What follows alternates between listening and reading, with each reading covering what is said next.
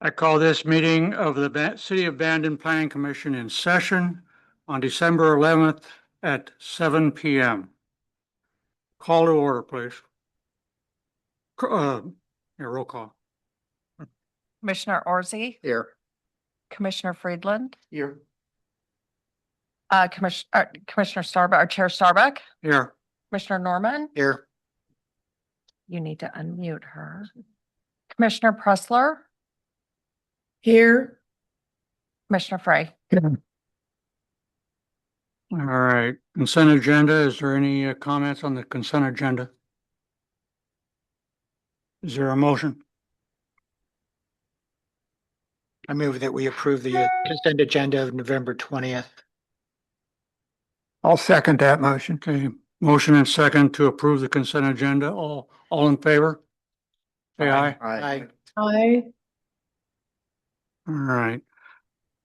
Now's the time for public comment. Comments from the public on any item not on the agenda, limited to 5 minutes each. To comment in person, please sign in and return the form to the clerk. If participating via Zoom, raise your hand at the beginning of the public comment period. Public comments and information provided during the meeting will be collected and retained by the city as a public record in accordance with Oregon Revised Statutes, Public Records Policy 192.005 to 192.170 and 357.805 to 357.895, with some exceptions. Are there any public comments? None? We have 4. Beverly Segner, Oh, all right.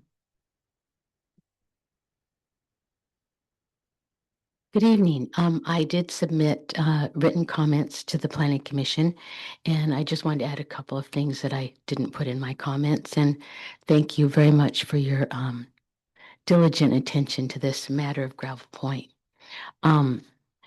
I just was reading on the internet. You're going to need to hold comments on that until the public comment opens this is for items not on the agenda. Sorry. All right, again, is there any public comment on items not on the agenda? Seeing none, we'll move on. All right, before we start the next item, I will make a statement. I am here and I have a severe bias on the next item. So I am officiating only. I will not make or participate in any way in this item. Or I will not make any comments at all.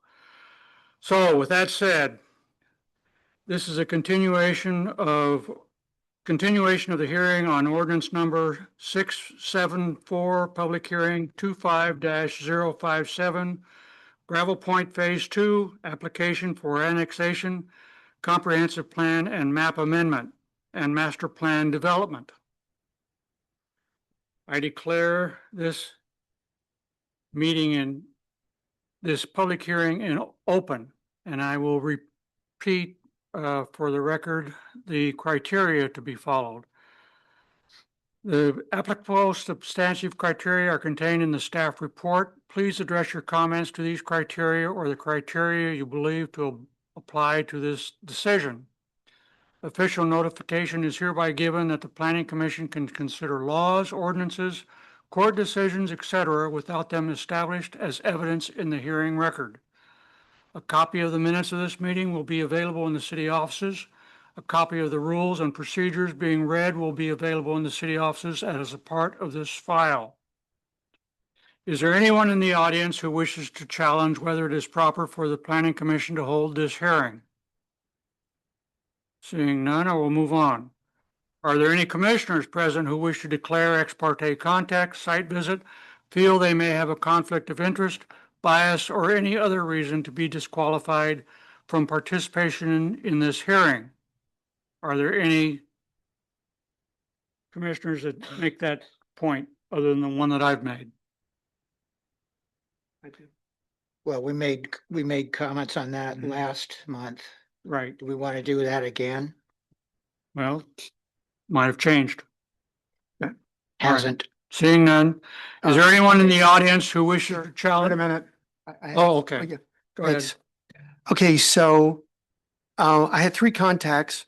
So I was shopping with my wife in McKay's and a lady came up to talk about this. Closer to the microphone, please. Sorry. So I was shopping in McKay's with my wife. A lady came up to talk to me about this. And I changed the subject and did not engage with her. There was a comment on Nextdoor that dealt with whether or not planning commissioners actually read the materials that we received. And fortunately, Bill commented, yes, we do read everything. And actually, he reads it more than once. And the lady had sent me a message and I repeated what Bill had said, we read everything. And then on Tuesday, there was a city park master plan committee meeting. And there were a number of comments made talking about the advantages to City Park of having a gravel point next door. There was one individual who had a negative comment to make, which was the same as the comment that he made in writing, which we've all read. And I did not engage with him.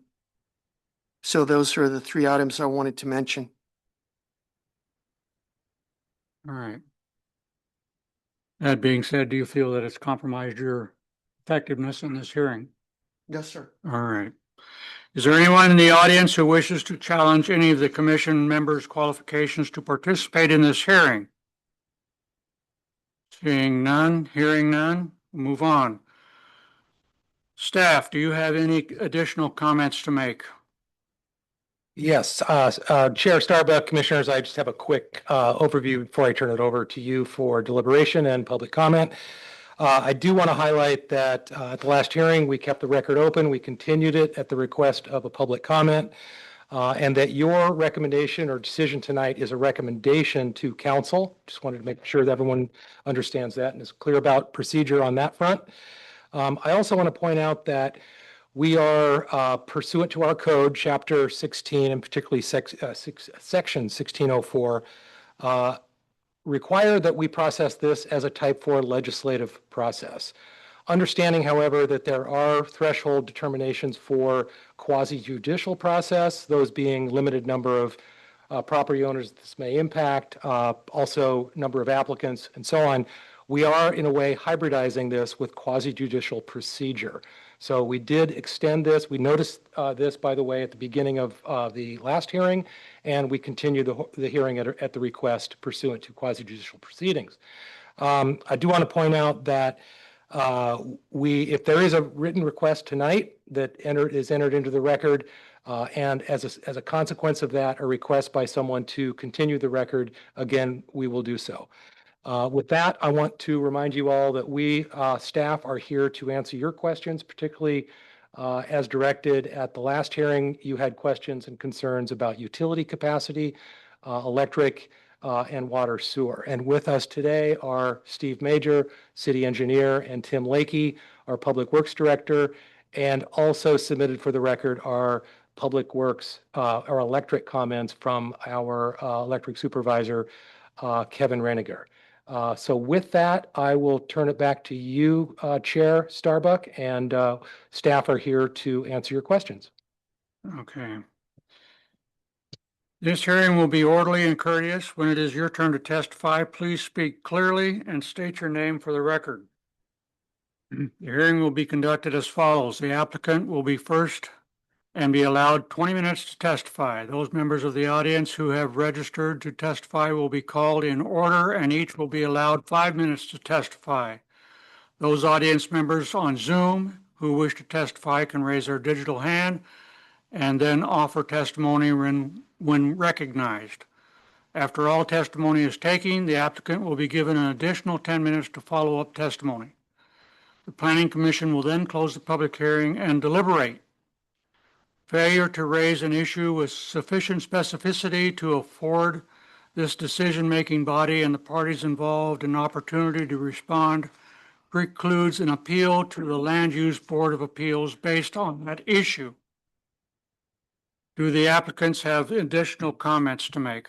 I have a question at this time, Chair. At what point will questions be directed to staff in this proceeding? And at what point will the utility experts that are here tonight be speaking? They are ready to respond immediately. So we are prepared to respond to your inquiries. If you prefer, they're prepared to make brief presentations first, Okay. but I'll leave that up to you. Yeah, I recommend we hear from the utility experts, Steve and Tim, at this time first, if that's all right with everybody. All right.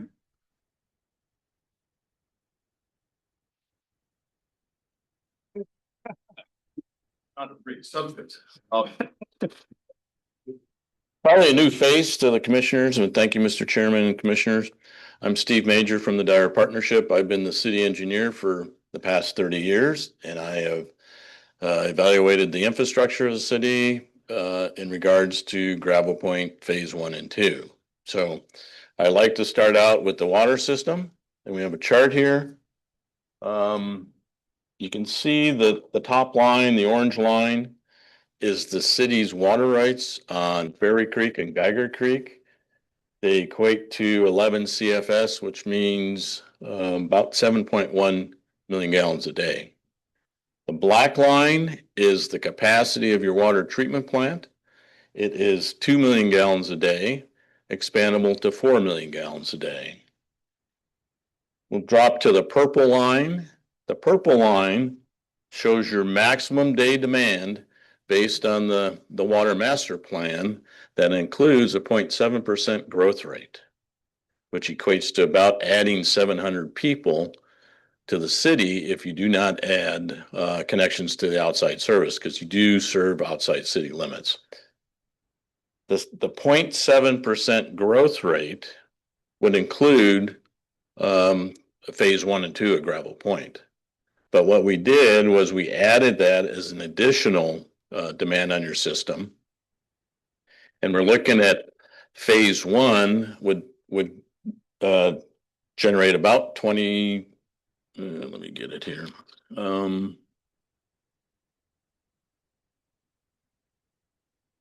We're looking at 21,700 gallons per day if they do not get their LEED certification, which they're trying for. If they get the LEED certification, they are down to 16,000 gallons per day.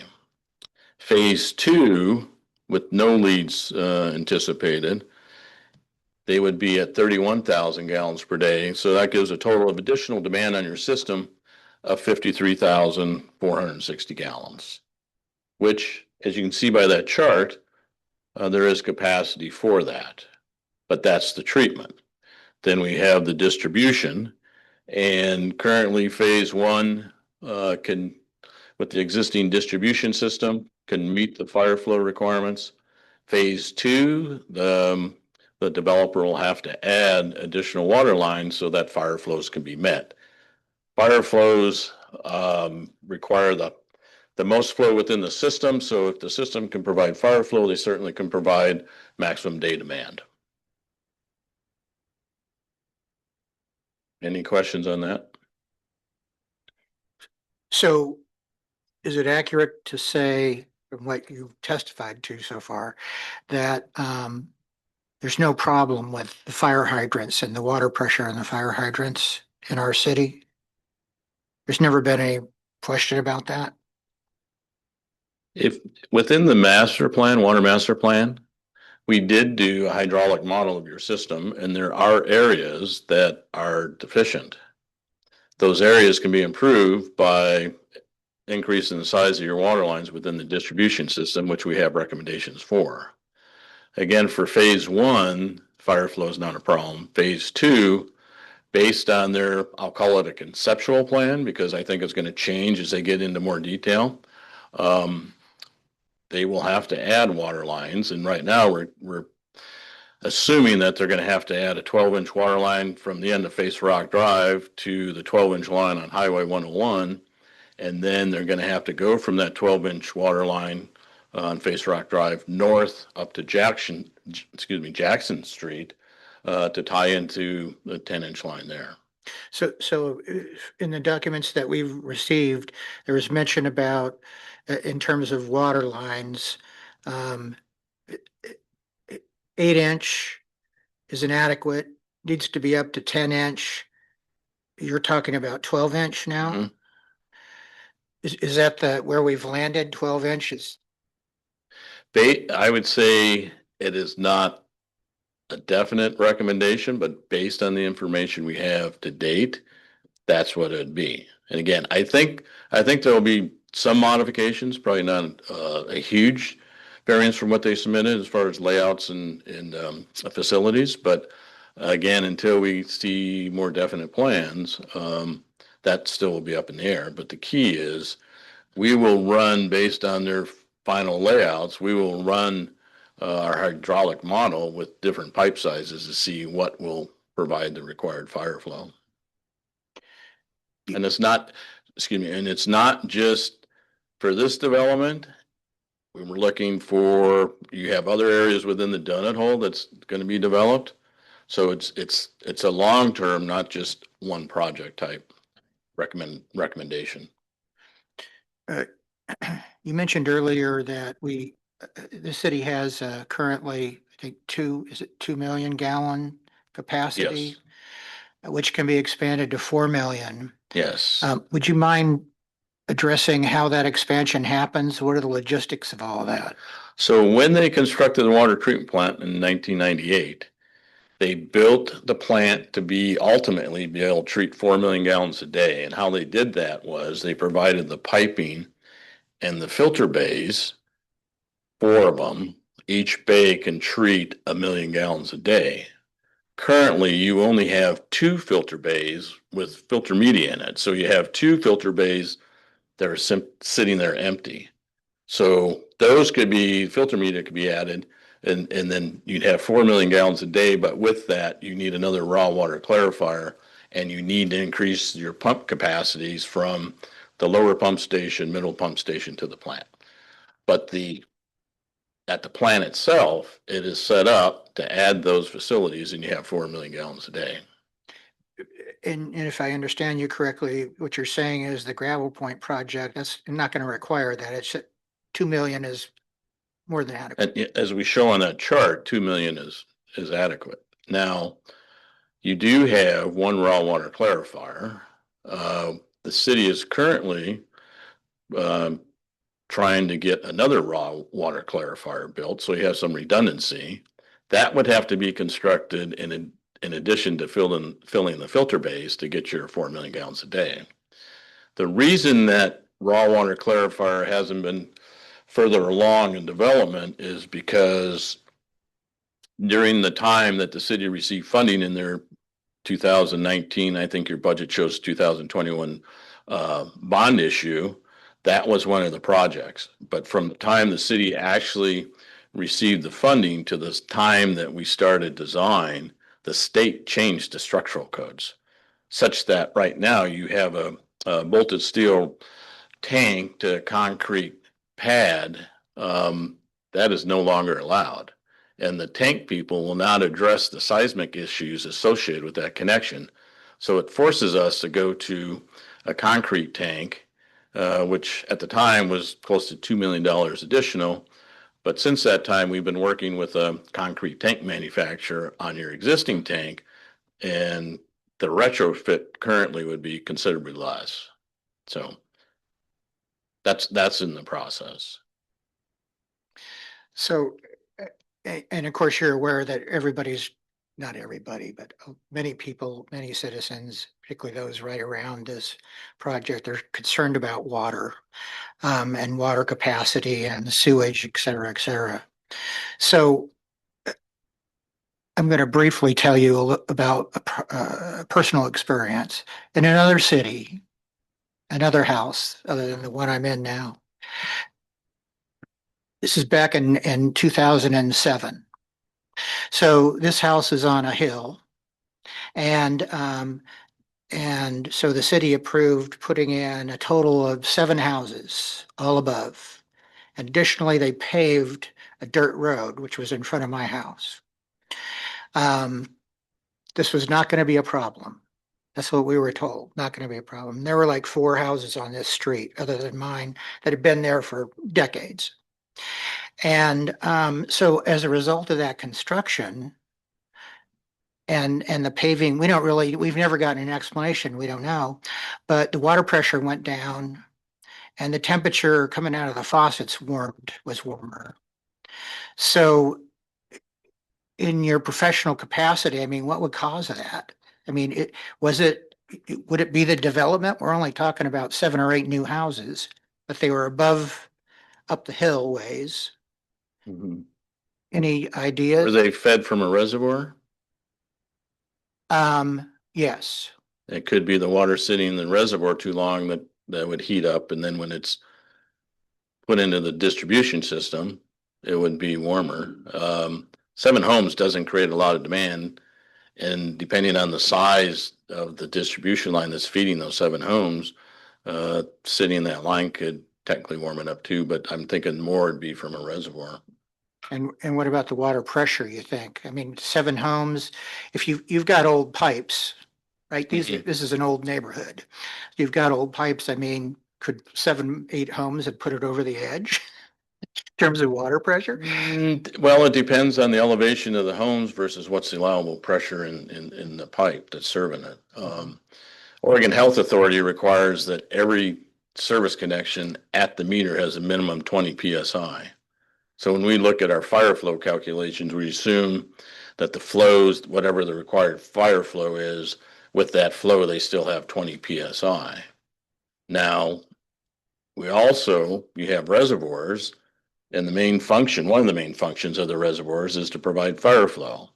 So in Bandon's case, we sized the reservoir demand based on 1 maximum day, 25% of a maximum day for equalization, and 4,500 gallons a minute for 2 hours for fire flow. There is not a structure in town that requires that fire flow. So when you total those up, it comes to almost 3 million gallons, or 2 million gallons. You have 3 million. So you have, even with the projection at 2041, you have an excess of 1 million gallons in capacity from the reservoir standpoint. Well, and to use my personal experience, and it was consistent with the neighbors, the 3 or 4 neighbors on the street. We don't know water from Adam other than we drink it and we wash with it, right? Right. We're not educated when it comes to water flow and all that stuff. All we know is something happened, and it happened right around the time these houses were put in, and so we're blaming it on the development. And I think that's not unusual in communities, and maybe you've run into it before, Sure. So I'm thinking with phase 2, with the additional distribution piping, that's actually going to improve pressures. And with the proposed development, you're certainly going to get a turnover in that pipe, so it's not going to be the water won't become stale. Mhm. So I think it'd be a plus actually for fire flows, for the donut hole and south. Okay, thank you. I have a few questions, Steve, please. Here. I guess my first would be on the Ferry Creek Reservoir. Is that dredging process complete or is it still a work in progress? I've heard it go both ways. I think it's always going to be a work in progress. Okay. Was the anticipated dredging project, the emergency one we did is that completed? That is completed. The Okay. city worked in conjunction with ODF&W, and you have a new intake. The area was dredged out. I would say, when you look back at 98 with the water treatment plant construction, that reservoir was completely dredged out. The contractor went in there, built the dike road, dredged from the head of the reservoir back. As he brought everything back, dredged back, he took the road out. That was done, 98. Okay. It really needs to be done again. But part of the problem is the reservoir, that portion of it is owned by ODF&W. And so when the city tries to apply for funding to get the dredging, they're shut down because they don't own the reservoir. So the dredging is always going to be an issue with the reservoir to dredge, but slowly we're getting set up such that the city can come in at a reduced cost with equipment to dredge the portion that's on city property. Okay. And how about the Geiger Creek Reservoir? Is that that capacity? Is that in need of dredging? What's your thoughts on that? I would say it probably needs dredging too. The city holds a storage right of 90 acre feet.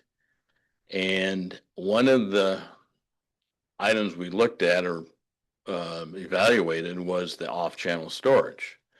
Now, the off-channel storage would move the storage rights or a portion of them from Geiger Creek to this off-channel storage. And the off-channel storage was an option for low flow conditions in Ferry and Geiger Creek. Okay. But I think the commissioners know that due to the cost of that, it was put on hold. Mhm. And so as an alternative, the city looked at developing a well. And it got as far as submitting an application to the Water Resources Department to drill a test well to see what kind of flows you get out of it. And basically we're shut down by Water Resources Department. So the city ended up retracting their request for that well and doing so because they saved some money in the process, knowing that it was not going to go forward. Forward anyway. Okay. And I guess the other thing I would want to ask you, I think I heard you speak before the city council a number of years ago on water infrastructure. My question would be, is there any infrastructure that is going to need addressing due to Gravel Point Phase 2? Other than the infrastructure that they will provide as they develop the project? I would say there's, as far as what was recommended in the water master plan, Mm-hmm. and again, their project is within that 0.7% growth rate. What their project does is maybe move the requirements of improvements from 2041 back, so it has to be completed sooner. But there is nothing specific at this point that would be required if Gravel Point Phase 1 and 2 proceeded. And when I forget the date of the water master plan, when was that the last? 2022. 2022? Yeah. And when you looked at Phase 2, you indicated you also looked at Phase 1 Yes. for water. Did we take into account on your estimate the potential 57 single-family dwellings and or townhomes that may be constructed in Phase 2? Yes. No, Phase 2, we developed a demand separately, Okay. and we came up with 111 EDUs, equivalent dwelling units. Okay. And then based on what the equivalent dwelling unit consumes now, we use that water factor. And then to go from average day demand to maximum day demand, there's a factor of 1.4. So we use the 1.4 factor to come up with their demand of was 30-some thousand plus Okay. for that phase.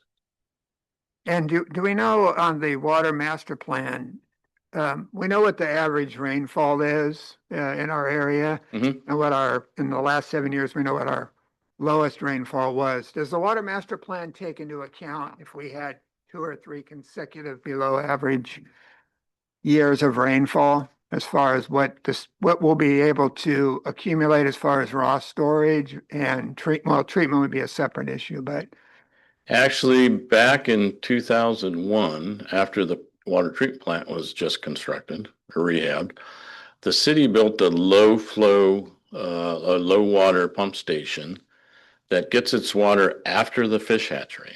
okay, And the reason being is the fish hatchery has a senior water right to the city. But the fish hatchery water right is not consumption, it's just flow through. right, So okay, they need the flow to go through the hatchery. The city can take it afterward, and there's no one downstream that has a senior water right. So that the city's been concerned about flows in the environment for for a while. for a long time. And we have senior rights to Geiger Creek, You know. correct? I believe I saw. At this point, the only senior right I'm aware of that's above the cities is the fish hatchery. Okay, and that, like you say, that's a flow. And that's just a flow through, it's not a consumption. Okay. And then one last question, please, and thank you for coming tonight and Oh, sure. educating us. Would you say that the issues of fire flow that we might have on some city hydrants, that's not impacted at all by Gravel Point Phase 1 or 2? Is that a correct statement? I would say it's not impacted based on their calculated demand. Okay, That's correct. great. Thank you very much. Thank you. Appreciate it. Any other questions on the water? Because if you like, I can go over the wastewater. We'll get to the wastewater. So how do you, in your calculation for dwelling units, Yes, how many bodies are in a dwelling unit by your calculation? based on the city average, there is 2.0 persons per household. Okay. And how do you, so that's for like a household. So that would be for like the single family homes and the workforce housing and Right. what about hotels? How do you calculate that to water demand? For the hotels, I went off an email we received from the developer on what their calculated flows were for if they're LEED certified and if they were not. And then we also worked with the developer on required fire flows. So, And so the data they provided you with, that seemed to make sense. I have to say I'm not familiar with the LEED certification, what it does, but Okay. that's the numbers we went with. You ready to move on to water that needs to be treated? Wastewater is my thing, let me tell you. Sounds stupid, but anyway. So on the wastewater side, we actually work backwards. We work from the collection system back to the plant. And so with phase 1, all of the wastewater will go to Johnson Creek Pump Station. With phase 2, a portion of it will go to Johnson Creek, and the other portion, as it's laid out, would go to the Commons Pump Station. The Commons Pump Station has an average run rate per day of 0.1 hours. It's totally underutilized. It was put in when the Commons development was put in. It only serves that development right now. There is plenty of capacity for additional connections. The Johnson Creek Pump Station, before phase 1, the longest the pumps ran were 11.5 hours. Assuming all of phase 1 and all of a portion of phase 2 would go to Johnson Creek, we're estimating that would increase by a couple hours. So you're looking at 13, 14 hours a day. Okay. Nowhere near the capacity. As far as the wastewater treatment plant, it's not the domestic flow that dictates the size of your plant. It's the wet weather flow with infiltration and inflow. And if you have a really holy system, you're gonna reach the capacity of the plant no matter what's developed. Currently, and actually the city just, 2024 finished up a $1.5 million project on correcting inflow and infiltration sources, That's what they call INI. INI, One infiltration. and the plant definitely saw a reduction in flows. In March, when we had that storm, March 16th, 17th of this year, had close to 4 inches of rain. The plant saw a flow of 1.4 MGD. The capacity of the plant is 3.2. That plant, a million gallons a day. That plant can also be expanded with the current structures to 4.8 MGD.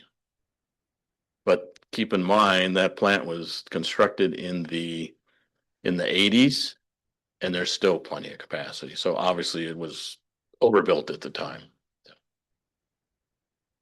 So Oh. when we say wastewater, we're including storm runoff? Is it? No, No, it's strictly what would come out of your sink or your toilet or, correct. okay, and flowing. You do not want stormwater going into, that's why we're trying to eliminate. So by the INI, INI process, okay, that makes sense. It just gets more expensive to treat Mhm.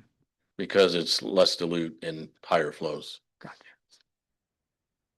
So where does the storm runoff go? I mean, how does? So the various drainage basins. Okay, And to keep in mind with any new development, whether it's Gravel Point or other new developments, the developer has to provide retention on their site so that the flows, stormwater flows leaving the site after develop are not any higher than prior to. So when you look at, for example, you look at Bandon Hotel out in Coquille Point, what they did was put in a series of underground tanks. So the excess stormwater goes in these tanks and then it's slowly released back into the storm drain system over time. The key is with the stormwater, it cannot pack any existing properties.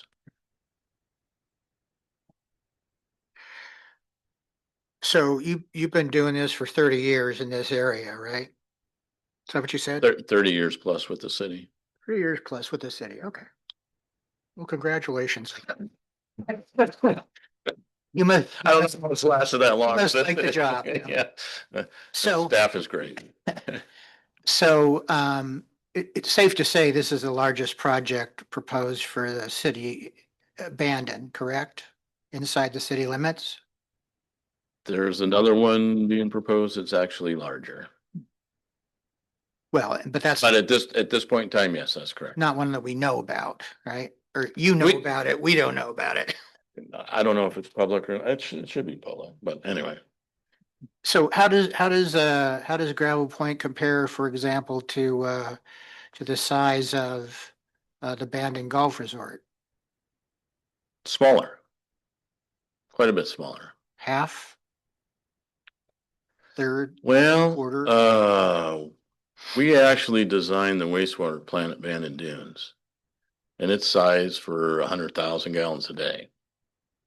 Here, we're looking at wastewater flows that are around total of 50. So it's about half the size of Bandon Dunes. Okay, thank you. I'd heard several years ago, and the INI project may have addressed this, that the sewer lines that ran south along Beach Loop, south of the intersection with Seabird, were past their useful life and were in danger of failing. Is that just a rumor, or what's your thought on that part of our infrastructure? I would say when we do these wastewater analysis, we go out and smoke test Okay. to find any inflow sources. So if it's coming out of the ground, when the ground is saturated, it's an inflow source. We also go out and physically measure flows from like 11 PM to 6 in the morning to see if there's any infiltration flows in those sections. That area has not been identified as being a problem area. Okay, yes, that's good to know.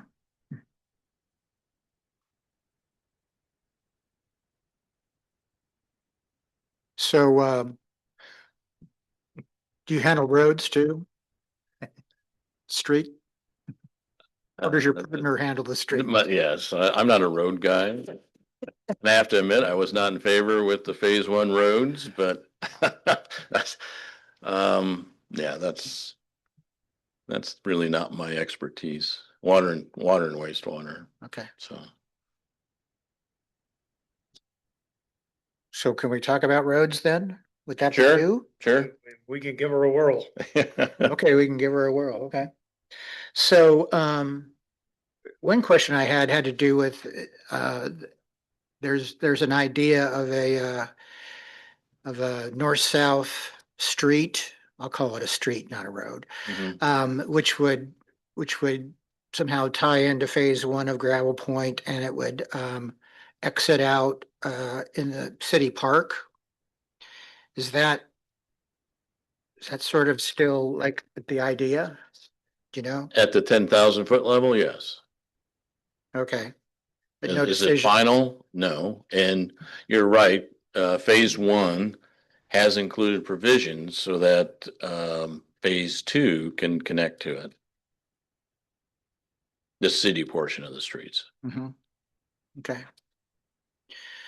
So the plan for phase one and phase two, each of them has like an emergency exit road or Mhm. street, right? Mhm. So what's the, and you know, when you're laying asphalt all the way up to existing asphalt and you're just sticking in a gate, people wonder, including myself, how long is it going to be before they start just opening up that gate and having it be for reasons other than emergencies? I would say the gate would be, this is an assumption, but I assume the gate that would be put in just for emergencies there, that's on Face Rock Drive, is similar to the gate that's on Madison. The Madison that goes down to the jetty. Mhm. Very similar. It's only going to be used for emergencies. And it'd be under city's control. So I don't foresee that gate being opened up so traffic can go through it. It's just sort of it may never happen. It may never get opened. Is that what you're saying? I think Tim will monitor that. Yeah. It would become an enforcement due to the situation. Case by case status on that application. Uh-huh. Okay. So, another part of the plan is east-west, right? It's, as I understand it, it's,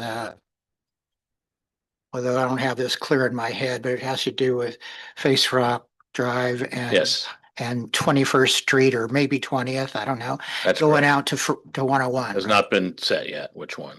Okay.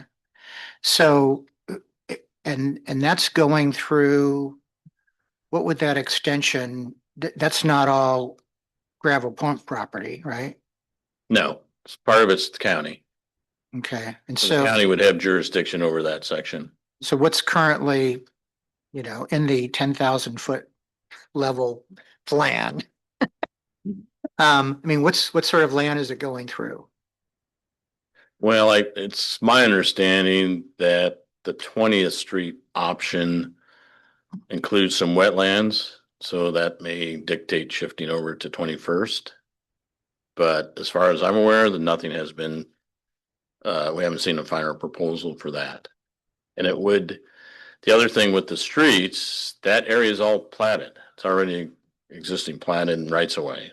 So it's my understanding there's no intention of trying to take any properties for the road. They'll stay within the platted rights of way. Mhm. And 21st, that future 21st extension to 101, no wetlands in there. That's my understanding. And then also ODOT has a say on where that connection could be. So that it's still being investigated, and we have yet to see a final proposal on exactly what they'd like to do. Mhm. Yeah. So there are, the Gravel Point application makes all sorts of exception requests of the city, including, I think, making some of the roads narrower than is typically acceptable by the city, you know. That was phase one, That was phase one, correct? but phase two is going to be a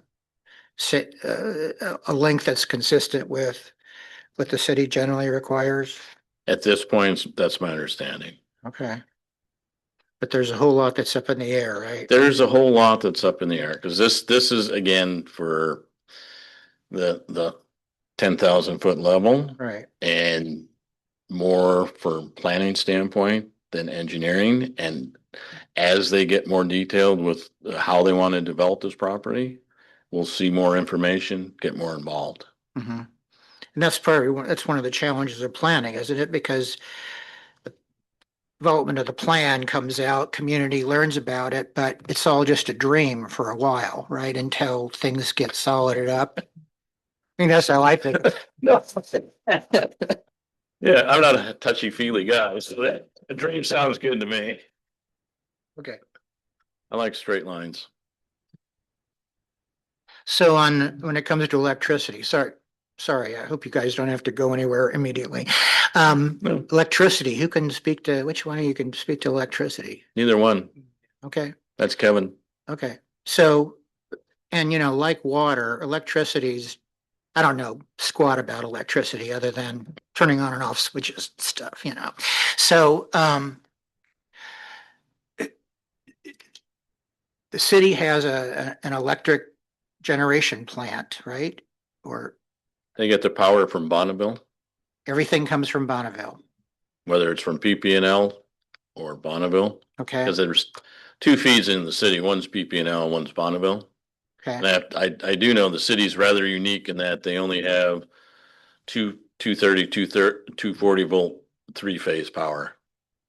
Typically, you're going to have 460 for larger loads, but anyway, that's. Well- So it feeds the city's distribution system. mhm. And as far as what has to be done to serve this phase two or phase one, I don't know.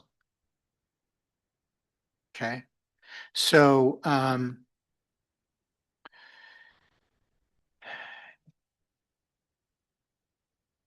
if the draw on the electricity that the city buys, I mean, if it increases enough, they have to end up buying more, right? That is correct.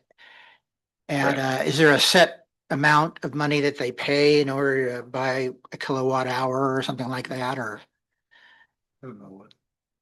Don't know. does it go up and I'm down? gonna recommend our expert is not here. Yeah. And we defer to the electric department on that. Okay, Yeah, Gordon, we do have a memo from Kevin. yeah, I read it. You read that, and I had some follow-up questions also for him, but Have at it. the electric department stands with their recommendation that they have sufficient capacity to support both these developments. Any upgrades necessary was one of my questions to confirm are the responsibility of the applicant. And the city abandoned electric company, it's not estimated to need to increase staffing in order to support the the phase 1 and 2 after completion. And there's a system of prioritization in case of a widespread outage. That seems reasonable. In other words, there's no priority given necessarily to residential versus commercial. The priority goes to infrastructure such as police, fire, hospital, et cetera. I was wondering about with increased demand on the electric system, at some point, you're going to have to start buying, regarding the infrastructure aside, at some point, you're going to have to start buying more power, Mhm. right? In order to turn on all the lights everywhere. And that increase in the cost of however much more power you have to buy, I mean, that's not going to fall on the developer. It's going to fall on the citizens of Bandon, right? Because the developer will have done his property and this could be years later, but Well, actually, you bring up a good point in that one item we have not talked about tonight is with Gravel Point Phase 1 and 2, they are taking some of your reserve capacity away in the water and wastewater systems. But they're also required to pay a systems development charge, which is quite large. Offhand, I don't know the exact number. I think planning does. But that's all upfront money, right? That's not, But what is that money for? It is for capacity improving projects. So like we're looking at getting the second raw water clarifier constructed. Mhm. That's all SDC money. Upgrading, if we have to upgrade the water treatment plant, which you don't, but that again, you're increasing anything you do to increase capacity can be used with those funds. So the idea is with SDCs, the development comes in, they take away that capacity, they pay SDCs, creates more capacity for the next person to come in and keeps going down the road. So there is a financial obligation by developers to pay that, so that as capacity is being consumed, they're replacing it. thank you. Yeah. So any questions about electricity? What do we do? And Commissioner Norman, yeah, I would like to point out that bear with me here. On December 1st, Kevin Reiniger, our electric supervisor, provided a letter to you via June city clerk. Yes. If you'd like, I can read that into the record. I will enter it for the sake of procedure, only to say that the subject of the letter was confirmation of the city's ability to provide electrical service and customer responsibility for required upgrades. It's a brief letter, which in summary commits to the city's capacity for serving the project as proposed. right, and that, I read that letter, and that letter is already in the record, is it not? Because it's a, It is, yes. yes. May I have a question about that letter? Can you hear me? Yes. This is Commissioner Pressler. Didn't that letter say the city is able to provide electrical service to Gravel Point Phase 2, but then it said, subject to verification of existing system capacity, which to me, that didn't say anything. That was confusing to me as well. If you'd like further clarification, then we can certainly get that from Kevin. Well, doesn't the second paragraph address that when Kevin states if further evaluation identifies that reconductoring of existing lines is required to safely accommodate the new load, those improvements will also fall into the customer's responsibility? Or you look, I'm looking at that as tying in with this statement in paragraph 1, but I may be wrong. Yeah, I didn't make necessarily that connection, but anyway, that's all I've got. You had some questions about electricity? No, I was answered to my satisfaction. Thank you. Any more comments? No, sir. All right, thank you. Thank you very much. Thank you, Thank you Stephen. for your questions. Appreciate it. Thank Thank you. you. Next speaker. Question, please. Do we want to hold questions for staff until after public comments, or do we want to address? We're still in the public comment portion. Okay, We can do that after we close the hearing and then move. well, I don't know if we can address questions after the hearing is closed, can we? The staff? Yes. We can. Yeah. We can close the hearing, but questions can go and answers can come from staff. Right, you can use The that. Hearing portion is deliberate. for comments with the public. Okay? All right, Thank you. next comment, please. You have the list? Yep.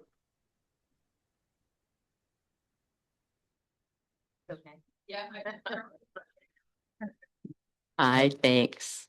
My name is Beverly Segner. I live at 87288 Ruby Lane in Bandon, and I did submit written comments and concerns, and I have a couple things that I just want to put into the record and just for people to be thinking about. One of the things I'm very anxious to hear more about is the golf amenity and to get real clarification about what that entails and what is really involved in this golf amenity that's sometimes referred to as a pitch and putt.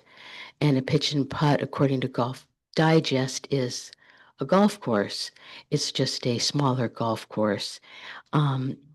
And why this is a concern is because a recent study published in the Journal of American Medical Association in May 2025 found a significant link between living near golf courses and an increased risk of Parkinson's disease, with residents within 1 mile having a 126% higher risk than those living over 6 miles away.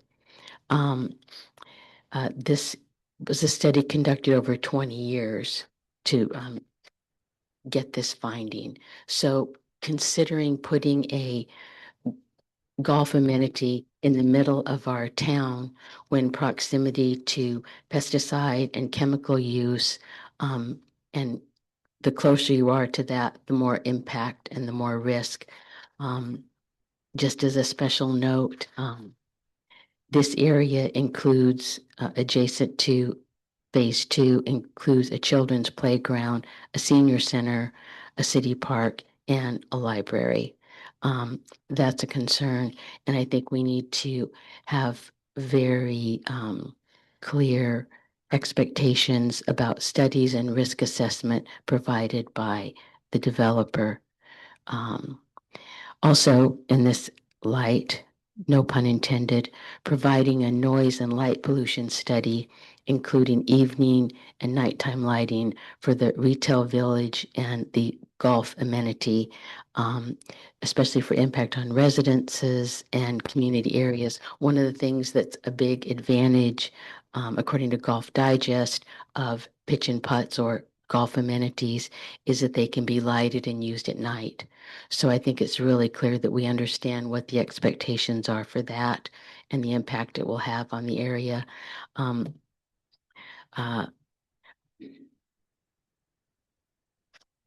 one of the things, just revisiting, one of the things that I thought, oh, well, great, it's probably the water problem if you live near a golf course. It probably has to do with being on a well. Well, in fact, people living in a public water district are more affected than people with wells, which I was kind of glad to hear because I have a well, but that doesn't help with the people who would be in that risk area of the golf amenity. So that's just a couple things. And then last but not least, I think it's really important that we evaluate this project, not just on can we do it, because obviously we're hearing that we can do it, but do we want to do it? And why do we want to do it? And how does it improve our lives? Because I know the people who are proposing this are not doing it to make our lives better. They're doing it because they're going to make a lot of money. And this is a capitalist country and making money is what we do. But I think that I'm not sure it's worth it. Personally, my father was in commercial real estate, and where he lived as a retiree was a small town in Colorado called Snowmass Village. And he was a big proponent when a developer came in to build a resort and expand the ski runs and all You have that. less than 1 minute. Thank you.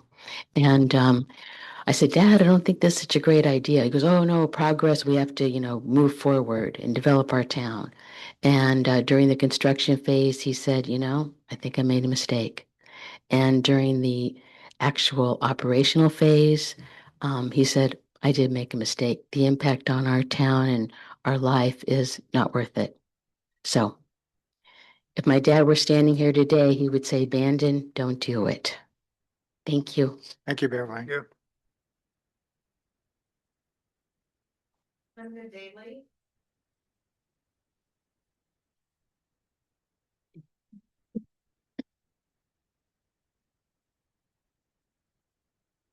Good evening. I moved here from Boise 22 years ago. When I was growing up, Boise was a city of 35,000 people. When I left 28 years later, it became a city of 235,000 people. During the time of this growth, I watched developers come in, make amazing promises. We're going to do this, we're going to do that, we're going to make it better, until it didn't become cost effective to do it. At which point they would do what they wanted to, pay the fines, and move on. There is no recourse once this goes in. Please, please make sure that when they do this, if they do it, that they follow the rules and they keep their promises. Because my experience with developers is not good and they don't keep their promises. So please, before you let them do phase 2, make them complete phase 1 and we see what kind of people they really are. Thank you. Thank you. Thank you.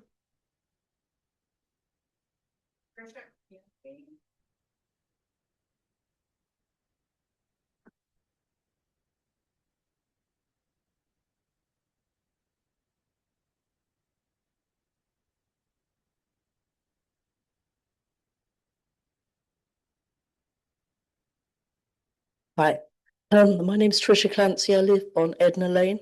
I just wanted to bring up one thing that was mentioned earlier about 21st Street and 20th Street. They both have wetlands and big ponds and creeks. So, because I go there all the time, so you can't walk across there because there's so many wetlands and creeks and things. Anyway, and then I was going to bring up about utilities with the water and the sewer, but we've already gone through that, so that's done. So I'll just start off with, do we, the people of Bandon, really want or need this huge exclusive resort within the city limits, right opposite Face Rock? It's going to be a big strain on services like the police, fire department, hospital, medical, plus all the extra traffic. There are significant protected wetlands in parts of the development area. In November 2024, they applied for approval for a delineation status, but it still has been approved by the State Land Department because they haven't given them all the information. The groundwater levels in September in some areas of the development are just 2 feet below the surface. They mention installing sump pumps to remove the water for construction. Removing the groundwater will affect the wetlands and neighbours' wells and habitats for the native birds and animals. The resort will need new roads. They mention an east-west collector road from 101 to Face Rock. Who will build this road and who will pay for it? Plus it will need lots of special permits. There's no mention of this. With more roads, there'll be more traffic and there will be parking everywhere, which will become a problem. The staff reported that the area does contain areas of high landslide susceptibility, and an updated geologic assessment is needed to review this. Rezoning and annexation will cause more problems for neighbouring residents and affect and change their way of life forever. Our community is a very special one. This resort is going to compromise the safety and well-being of the community as the population doubles in an instant. In conclusion, there are 8 conditions for approval for this project. The approval should not be allowed unless all the conditions have been met in advance, not at some later point. They need to be satisfied by the planning and engineering staff based on updated information supplied by independent sources. This is a big decision. I implore the City Council and Planning Department not to rush into this. The future of Bandon is in your hands. Thank you. Thank you. Thank you.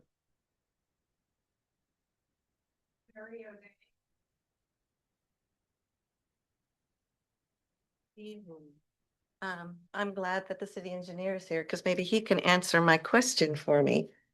I'm still not quite sure about the available treated water for this project, even after the engineer had spoken. And I want to direct you to what the applicant and the city put forward in the Luba appeal. They memorialized the statement. As of 2022, the treated water peak average for average daily demand was 1,440 gallons per day, 6-year average. The treated water capacity is averaging 488,000 gallons per day. This results in a delta of approximately 951,586 available gallons per day before reaching the peak factor. I'm not understanding how daily demand is available, since it's already being used, is available for development. So that's something I don't understand.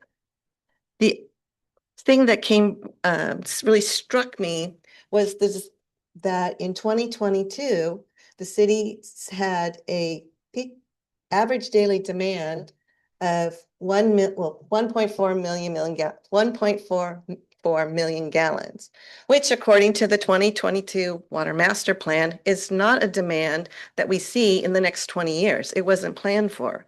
And when you look at the when the city engineer planned for consumption of water over the next 20 years, he did it based only on the city residents growth, the 7% city residents growth, not the other 50% of the users. Because if you look on one of the tables in section 6, it shows that 50% of the users are commercial, public, non-residential users. So I'm at a loss as to how there is enough water. Given at this point, we only have 2 million gallons per day capacity out of the water treatment plant. Who knows if it's going to get fixed in time? And we only have 3 million gallons of treated water storage. I don't see how we're going to be able to meet the mandated water storage requirements for fire, for equalization, for emergency, just with 3 million gallon tanks as we start now, because I don't understand also in part of this planning when the city is going to increase the capacity. As a taxpayer, I am still paying property tax on the 2019 general obligation bond, which was supposed to give us the new clarifier, a new influent pump, et cetera, but we still haven't seen the new sewage influent pump. So I want to know realistically, bringing this large of a development into the community so that those of us that are already here aren't harmed by it. I think these things need to be not just thought about as, oh, we'll get to it in the future and SDC funds will cover it. It needs to be addressed right now. Thanks. Could you state your address for the record? No.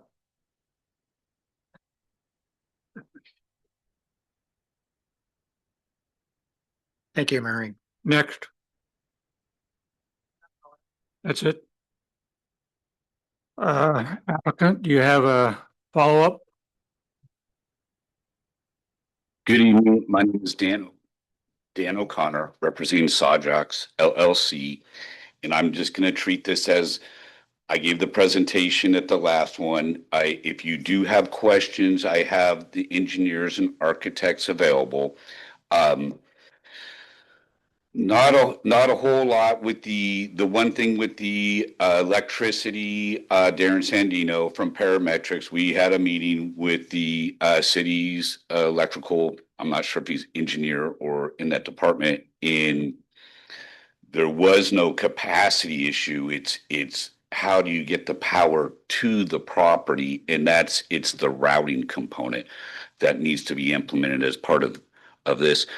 And I just want to remind, this phase 1 has already been approved. This is phase 2 in the, it's going to be dark sky compliant. That presentation, Darren went in details, and then on the golf course amenity, pitch and putt, this is like it's a glorified putt golf course, which a pitching component. It is not, it's on less than 5 acres. It's really, you've seen the design. It's not a golf course. I'm not sure how to address the potential for Parkinson's based on golf course, because if that is true, there's going to be a lot of lawsuits throughout the country. And then I'm very thankful that to the city engineer and the public works director to putting to bed the utility matter, because this was adjudicated in Luba in phase one. In it's the rumors and misinformation being spread. It's just nice to like put that to rest.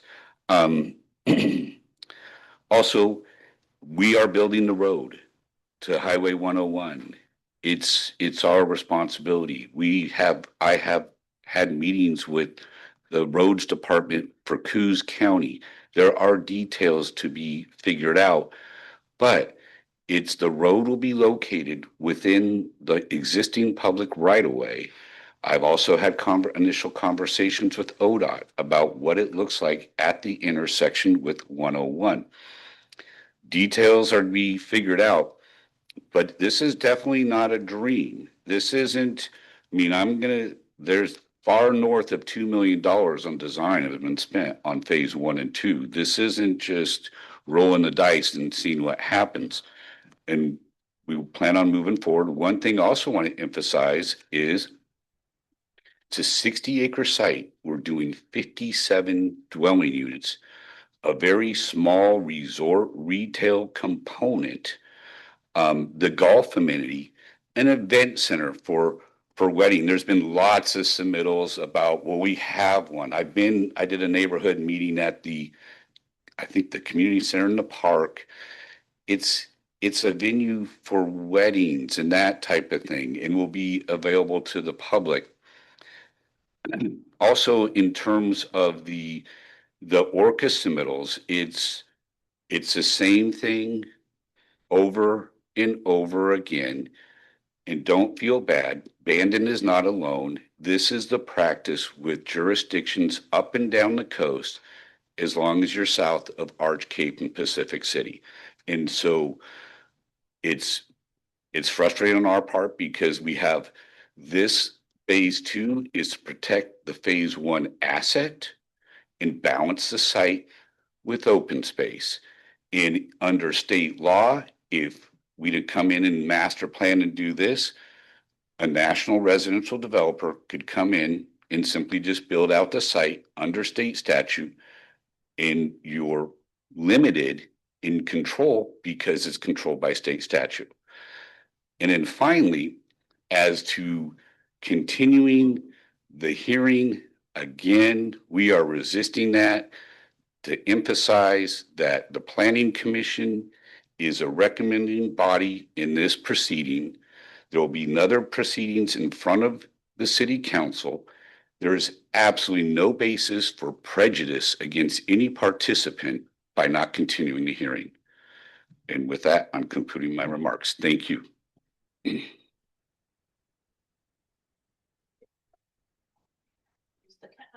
I'm sorry.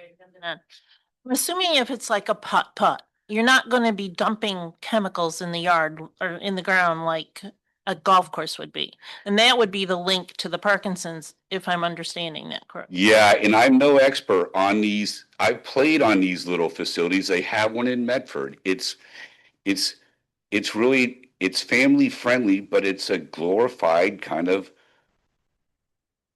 putt. You hit it, you chip it, and that's basically it. And there's a clubhouse, there's a bar, there's a little restaurant.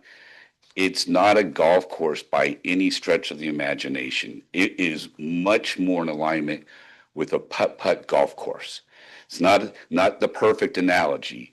I would say, I don't know, I've never played Top Golf. If any of you have played Top Golf, it's a much smaller concept. It's just single level. It's more for just entertainment. That's it. For practice. I don't even know if it's practice. It's more like People, it's practice. it's like taking the family bowling. Are we really practicing? It's that kind of Okay. that kind of thing. Thank you.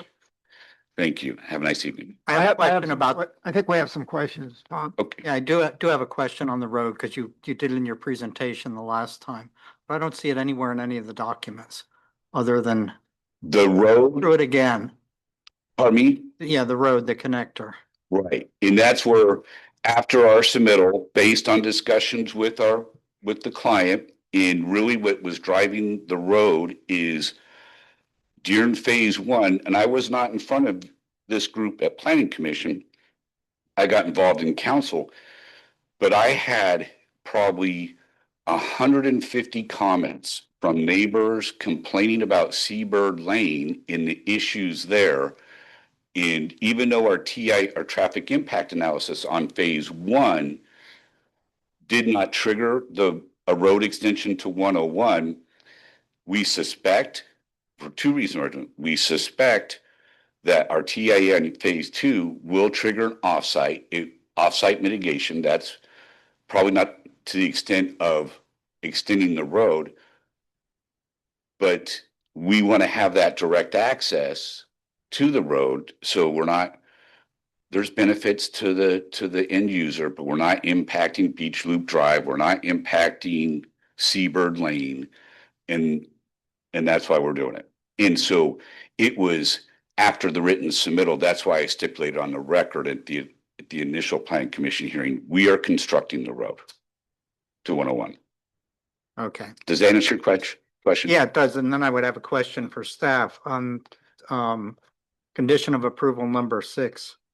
Should that maybe include something about the road rather than just the analysis? Yes, it should. I think we need a condition of approval based especially on Dan's comments At tonight, least to be a little more specific about it. that the road will be completed, the construction road portion will be completed prior to the beginning of phase 2 construction and before a final certificate of occupancy is issued, that collector road should be brought up to the standards of the city and state. Well, I'm not going to say the state, but I would say that, and I'll just I'm answering a question here, but here's the plan: is concern all over on phase 1 about how construction traffic would enter the site.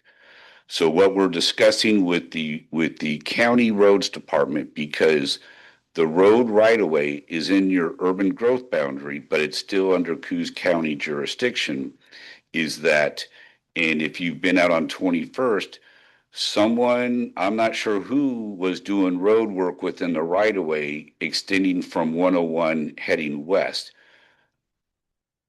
300 yards, I'm guessing, I'm not measuring it, but the plan will be is we'll put in the base rock, all that sort of stuff in compliance with county code requirements for the base road. We'll use that base road for construction traffic.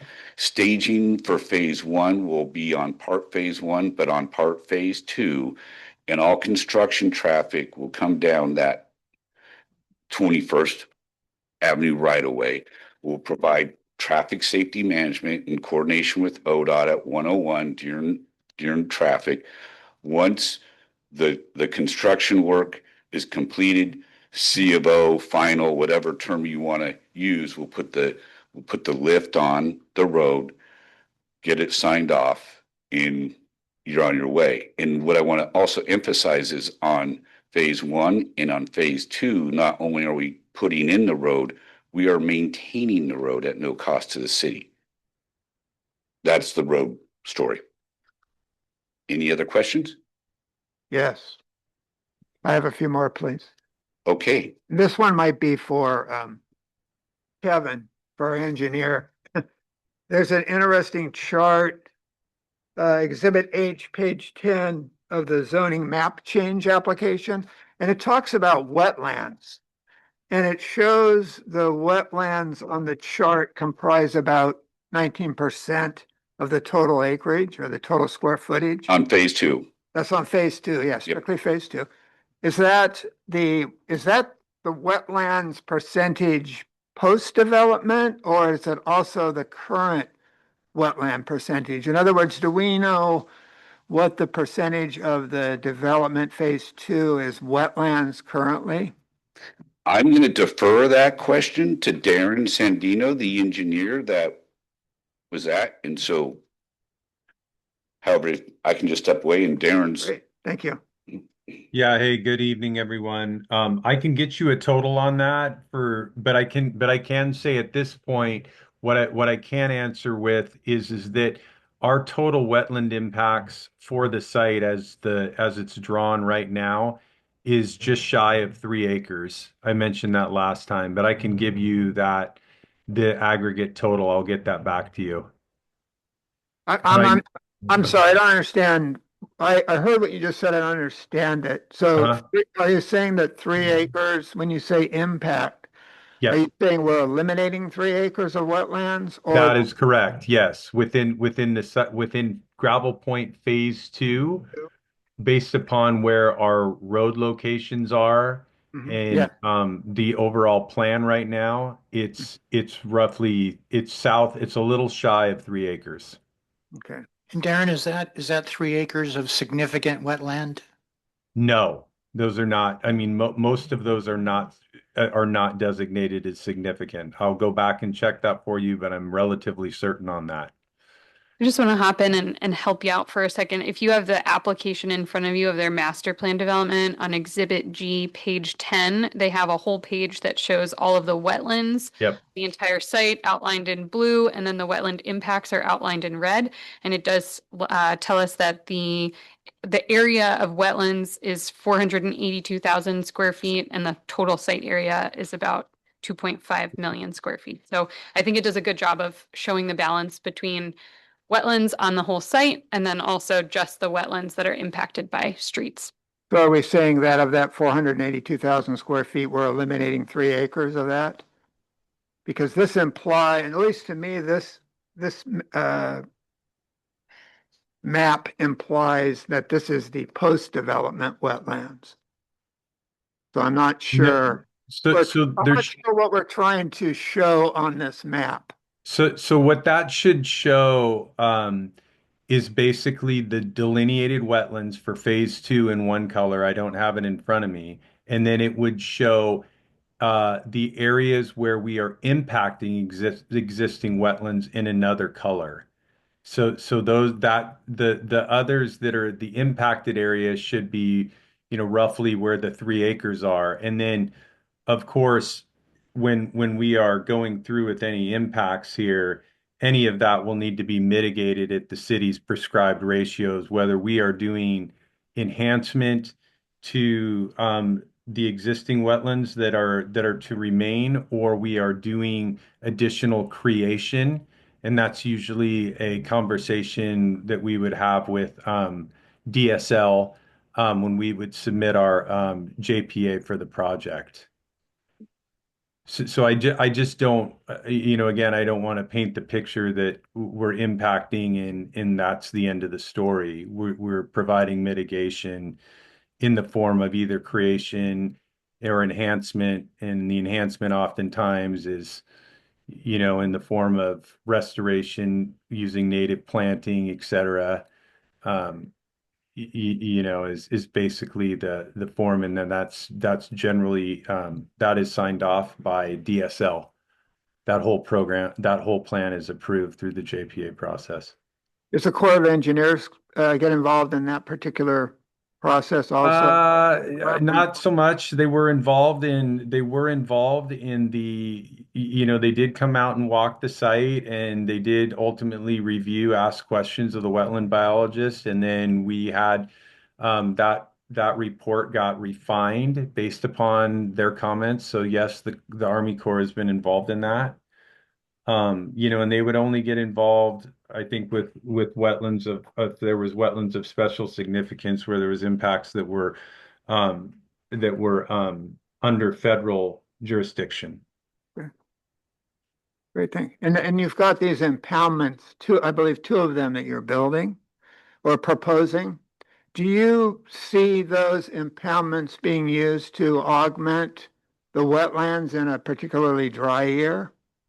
So that's a good question. There's two different things that I would say that we're doing. When you're saying the impoundments, just for everybody in my own, we're talking about the two uh the two basically storage areas that we've created for water, right? Is Yeah. Just They have one and nomenclature. Okay, okay, I'm just making sure on semantics. Yeah. Right, thank you. So basically, there's two different things here. One is that as Stephen mentioned earlier, we have a requirement for detaining stormwater on the site. I think part of the thing that we want to do as it relates to the golf amenity is provide storage for irrigation of the golf amenity. So that's partially what those impoundments will be doing, I think, in terms of storage of water for irrigation so that we're not pulling off of the domestic water system to irrigate the golf amenity. And then those are also would be providing stormwater detention. So that's the function of those. But as you talk about wetlands, in how we're envisioning our stormwater, similar to phase one, we would be having overflows within our system that if there was, the water reached a certain elevation, say it was in a swale or something, I'm using phase one as an example, the water would go into an overflow and it would bypass and go into those lower areas, in more of a natural fashion, and those would find their way into some of the wetlands and lower lying areas. Great. Super, thank you. Yep. Can I piggyback on Bill's question? Jeff, are you able to pull up page 14 of your staff report? Because that's where you have the wetlands mapped in the city of Bandon. And the best I could decipher from that map, it looked like almost all of lot 200 was wetlands, if I'm reading the map correctly. So I could answer that. Would you like an answer from me? Sure. Okay. So when you look at some of the local inventories maps, I mean, basically, those are an inventory at that point. But then when a project moves forward, it's a requirement. If it's a plus or minus, I mean, is really neither here nor there, but it's a requirement that a qualified wetland biologist go out and delineate those areas. So the thing, and then those ultimately will, in a perfect world, would find their way into the inventory as updated information. So what I'm saying in a roundabout sort of way is that the information that is in the inventory is older information, and the wetland delineation that we've done, at least that's shown in that other exhibit in the map, was more recently delineated by a biologist. Yeah, because lot 200 on the city of Bandon's map shows almost 200 is almost totally covered by Well, wetlands. and some of those are not, a lot of those are done by visual sometimes too, and using other factors. They're not necessarily done using field delineation. So sometimes those are a placeholder that, are more from a database standpoint and not indicative of what an actual field delineation is done. So. Well, isn't lot 200 where you have the event barn, the retail village, the golf amenity, and some residential lots? Yeah, that sounds right. Mm-hmm. Okay. But I think I want to say that delineation, though, if my memory serves me correctly, the one that's sitting that you're looking at in the local wetland inventory was done over 20 years ago. So, conditions can change, and the only thing I want to leave you with is just that this recent delineation was a true ground truthing delineation over wet months, and through the period of a year almost. And so that was done, and again, that was put forth to DSL and Army Corps after field walks and things like that. So it was scrutinized, Mm-hmm. Thank you. Mm-hmm. Hey, Darren, one last question for me, please. I wanted to confirm something that I believe I heard at our last meeting, and that's that for stormwater runoff, it's some of your modeling, I think you said, indicated that your runoff system could withstand a 100-year event. Is that Did I hear that correctly? Well, that was Yes, for no. fun, I want to say that because the city's requirement is a 25-year event, but Yeah. I will say we ran our modeling up to, to 100 just to see where it would go. Mhm. And like I said, there wasn't anything that was super alarming at that point, but I mean, that's certainly different than a 25-year storm. Sure. The only reason I mentioned that was just, not it's important for folks to understand that we weren't just looking at this and saying, well, 25 years is good enough. We did want to look at it and outside of just meeting the requirement and have a deeper look at how that would look if, as climate, if conditions change, over time, things like that. Right. So, yeah. Great. Yep. Thank you. You're welcome. Can I ask a couple of other questions that of the developer? So could you just confirm that the only use that's currently proposed for the community benefit lot is workforce housing? Is that correct? Would you like me? This is Dan O'Connor. As to the end use of the community benefit lot, at this time, the only actual proposed use with this is the workforce housing. That is correct. Okay. And another question. You're wanting a permitted use in your application to include a hotel motel. And I'm curious as to why you need that because I mean, what would you use for a hotel motel? Well, that's the issue where we wanted to be transparent with the city is we have the phase one component, and then if there's a phase two component also, but with the end user, if they took down both phase one and phase two, that there's a possibility that that I'm not going to say all of the building envelopes for the primary residences, but there's a possibility that the end user could take those down, and those sites could be like part of a hotel use. And if that was the case, they would have to be developed to commercial standards like a hotel. And that's why we have that language to allow the flexibility of if the end user wants the phase two component as part of the hotel. I mean, certain components would not be part of that. There is that option. If they don't, it would be more just traditional residential, no Airbnbs and that sort of thing. But that's why that language is in there. So that's the 40 some lots.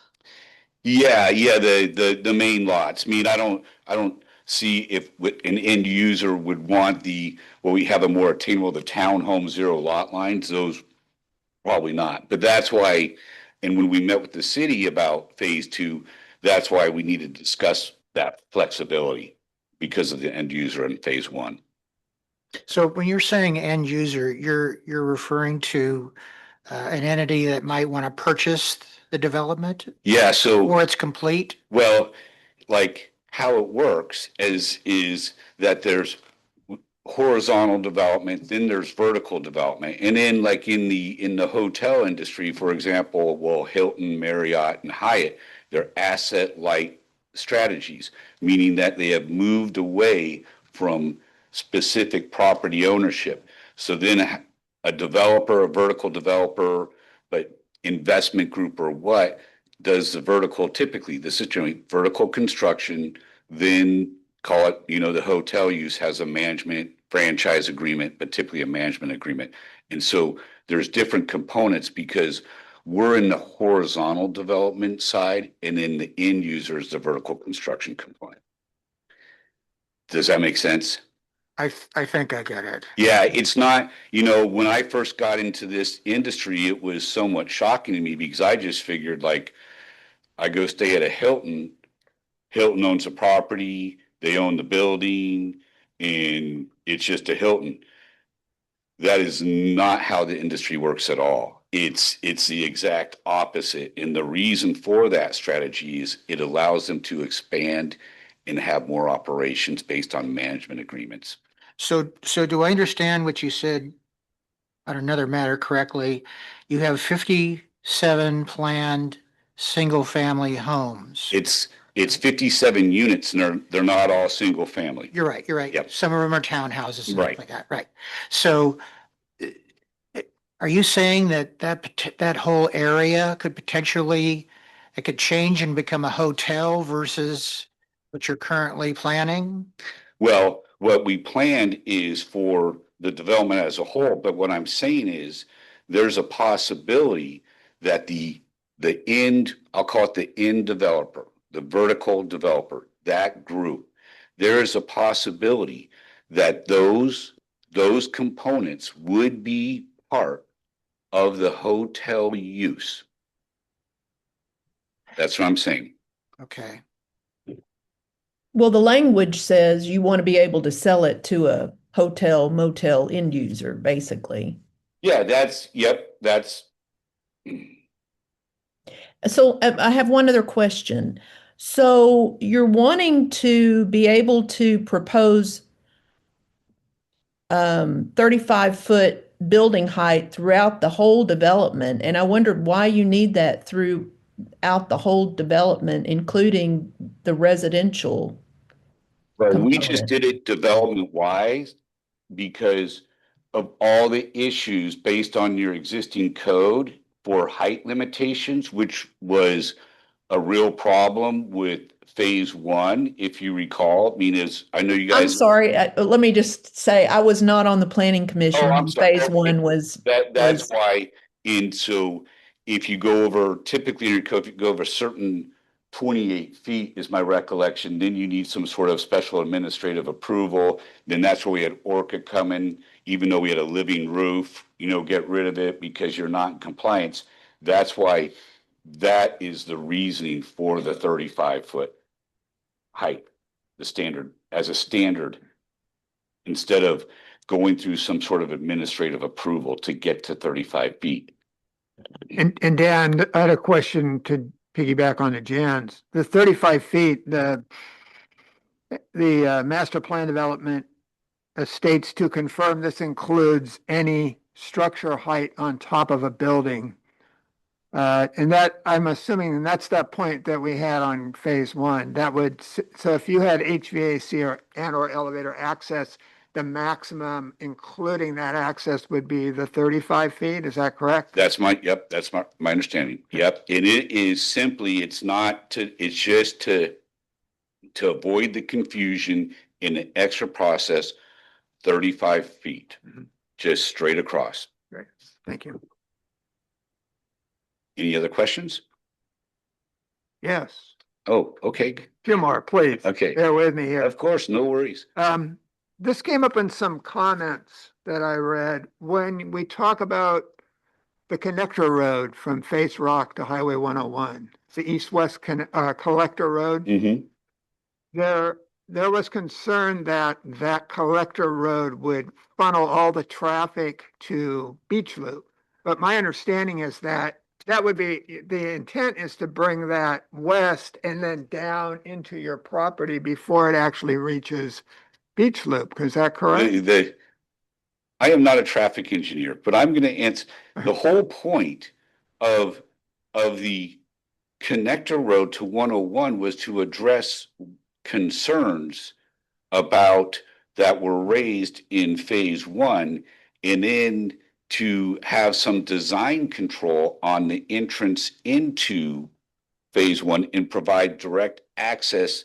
It would come through phase two, but direct access into the hotel property instead of putting additional traffic on Beach Loop Drive, which was a big concern with, I believe, the Planning Commission, I know the council on phase one. That is the purpose. And then I know there were comments about, I apologize, I can't remember, some Bandon Beach Village, there was some comments, and I'm a little confused by the position because we have met with the church in that's right there. Yes. And we had discussions about how much use is going on there. And it's not just church uses. They're doing basketball, all during the week, the whole logic, and it's still logic, that traffic, instead of heading west, getting on Beach Loop Drive, can simply just go to 101. And then I'm gonna tie the connection up north with the park. We showed access. We're still figuring that out with the city. It may be some sort of limited access, but it will give these routes. So I'm not following the logic of, if I'm leaving, why would I go to Beach Loop Drive? It should benefit that development, not harm it. Okay, That's the whole logic. great. One last question. Oh, take as many as you'd like. What are the comments? And I don't remember reading this, but maybe we'll get Darren to weigh in on Okay. this, unless you can answer it. And that was, someone mentioned about sump pumps being used during construction because we had a water table that was 2 feet below surface level. Can you explain that? What you think that comment meant, or? I'm gonna have Darren Sandino explain that. Okay, thank you.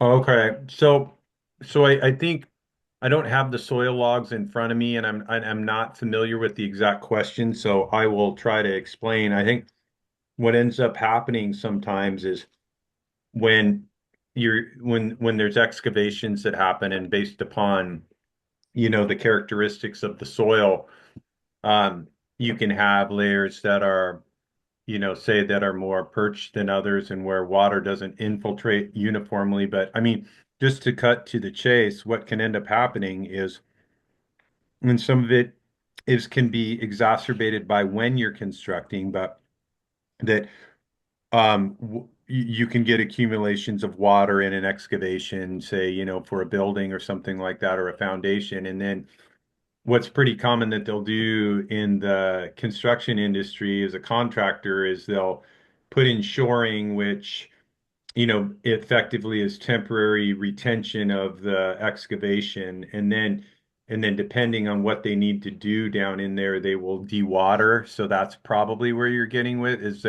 they will use like a sump pump or something like that, depending on the water, to temporarily remove water from the excavation to do construction, whatever that would be for construction, whether it be pouring concrete, et cetera, et cetera. I think that's probably what that's after.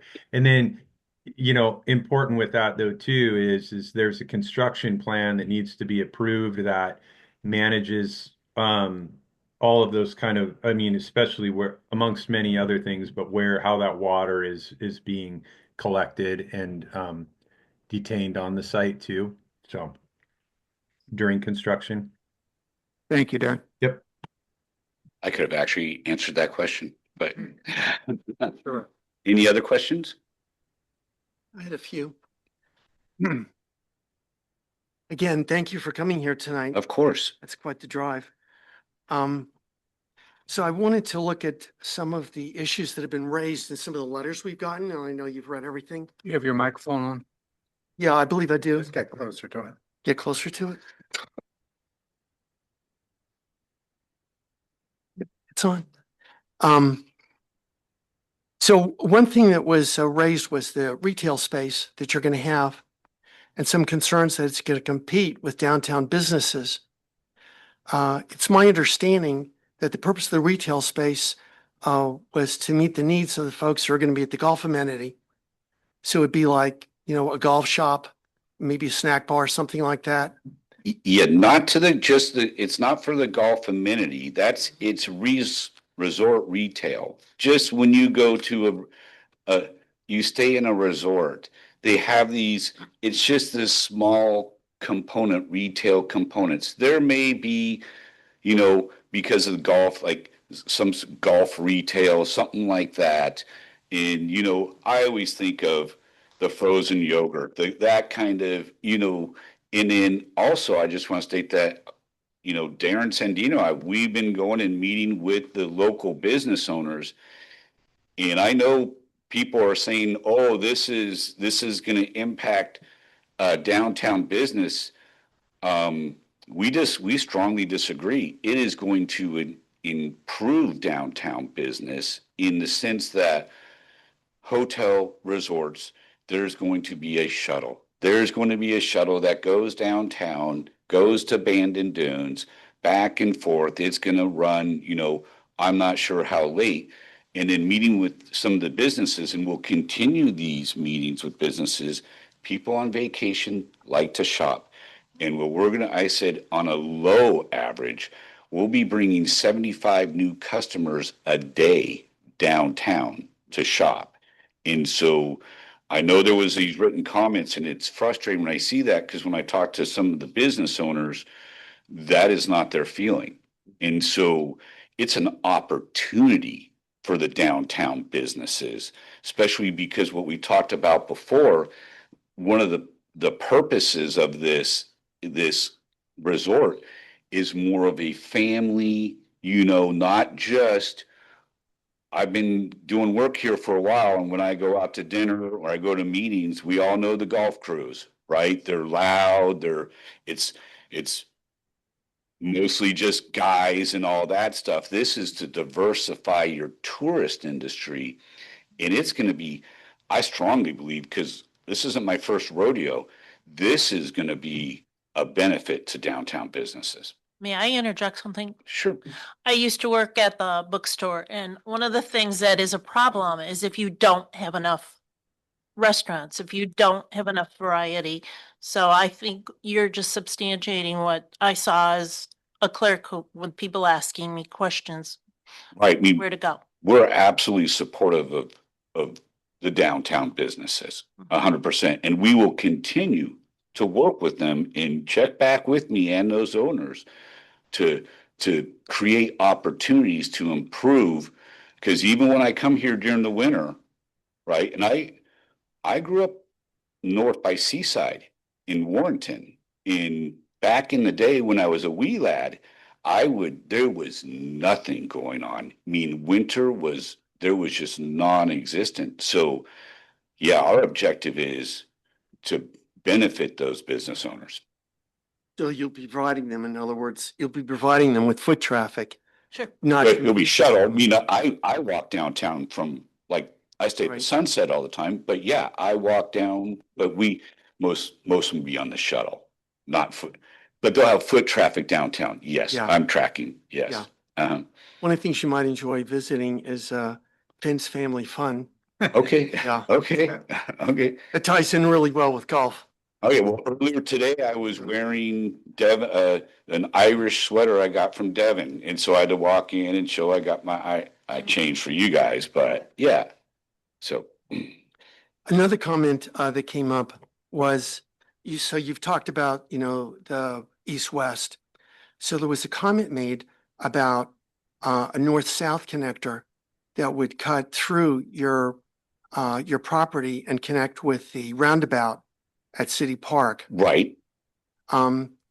So is that going to be a roadway? Is it going to be a walking trail? What did you have in mind? So I'm going to give you a little history on that. Okay. Because with our first design, we just assumed, because of traffic flow, that the city would want a north-south connecting with I'm not sure the street that goes through the park. It's 11. Thank you. And I was surprised when I got pushback. Like, no, we don't want this. And then, okay, well, we could borrow it and just have the walking path. But I was like, there should be some sort of limited access through that. And and you can ask the city staff about this. My understanding is that position has softened so that it is now desirable that some form of vehicle access would continue north. But on this master plan, this is one of these things that, okay, we still need to figure out, but we will just kind of work with the city to exactly what type of access and the scope of access does the city want going through and connecting with 11th. And so we will comply with that. Sure. So you've been talking about, dealing with the wetlands issue. So some of the remediation would not necessarily have to be on your site. You could have remediation off-site as well to compensate for some loss of wetlands due to some of the construction activity. So for example, Right, I'm tracking. yeah, in addition to the remediation that occur on-site, you could, for example, have remediation at Johnson Creek Greenway. Right, which but we're is the not. Wetlands. We're doing everything on site. You don't foresee any remediation off-site? No, the opposite. Okay. We would, you know, in order to enhance the wetlands, because the wetlands, a lot of the wetlands on site are, I don't want to diss wetlands, but low-grade wetlands, is we would accept mitigation on our site to enhance the wetlands on our property. We are not going to mitigate off-site. The opposite, if that opportunity arises. And one of the features is what is noted as a duck pond on the plan is to provide sufficient water so that what fowl, you know, birds and that sort of thing would use it. Okay. And then, so the other concerns that came up, and there were a lot of comments about this, came from the donut hole folks. So from the Banding Comprehensive Plan, December 15th, 2008, and this is page 36, the first highest priority area for annexation is the donut hole area. So this is referencing the 1991 Banding Comprehensive Plan. So that's been around for 34 years. Right. It's not something new that you're introducing. No, this is to address that. And we discussed before it's where I work in a lot of jurisdictions where there's more common growth, like, you know, for example, Medford, I mean, Bend, you know, the things where you're in a jurisdiction that you have not done much expansion into your urban growth boundary. Mm-hmm. But others, it's common practice because your urban growth boundary by state law is your 20-year supply. That is, back in the day when it was adopted, the council at that time said, this is where we're going to grow in the future. And so you can imagine the frustration as a land use attorney when I have people, well, we don't want growth here. Well, why did you buy in an urban growth boundary? I had a huge client, I mean, the biggest of money in all the expertise available. They did the same thing. I'm like, I don't know how to help you because by state law, this is where the city's growth must occur. It's like people buying near an airport and then they complain about the sound of the aircraft. Oh, I'll give them a little more credit in that because it's, I mean, I'm not going to go after realtors or anything, but if you're in, I respect their position. If you're a buyer, your realtor doesn't disclose that to you, and often they won't, and you're from out of the area, because that's where a lot of the people, and if they don't understand Oregon state land use, which is very rigid, the exact opposite of Boise, by the way, is I feel bad. I feel compassion for their position, but the reality is when they bought the property, they were uninformed or misinformed as to the projected growth under state law. Yeah, and I wanted to thank Jeff in particular for steering me to the Banding Comprehensive Plan. And again, that's page 36. Thank you, Jeff. So there's some other wording in your Exhibit A that I wanted to ask you about. Which is Exhibit A? Exhibit A of your applicants, the huge PDF we got. There's an Appendix A. Okay. Exhibit A. To the application findings, Exhibit A? Okay. Okay, good. All right. So Exhibit A, page 6. Okay. Yeah, Exhibit A, page 6, which is our PDF, page 33, leveraging the annexation of adjacent properties. Oh, okay. Okay, go ahead. All right, thanks. When considering a proposed annexation, the city will determine whether there are any adjacent properties which are in the city's best interest to annex at the same time, whose owners may not necessarily be in favor of annexation. Also, Exhibit A, page 7, which is the PDF, page 34. These significant capital improvements will facilitate future annexation within the donut hole. Again, Exhibit A, page 9, our PDF, page 36. The proposed annexation is an important first step to ensuring development control within the donut hole and will facilitate future annexations. And then finally, page 11, which is our PDF, page 38, refers to the Bannock Comprehensive Plan. The first highest priority area for annexation is the donut hole area. So in the conversation that you and I had on the 20th, you commented that your interest, of course, is having the property that you own, your client owns, get that annexed. Right. And that you have no opinion one way or another about annexation of other areas of the donut hole.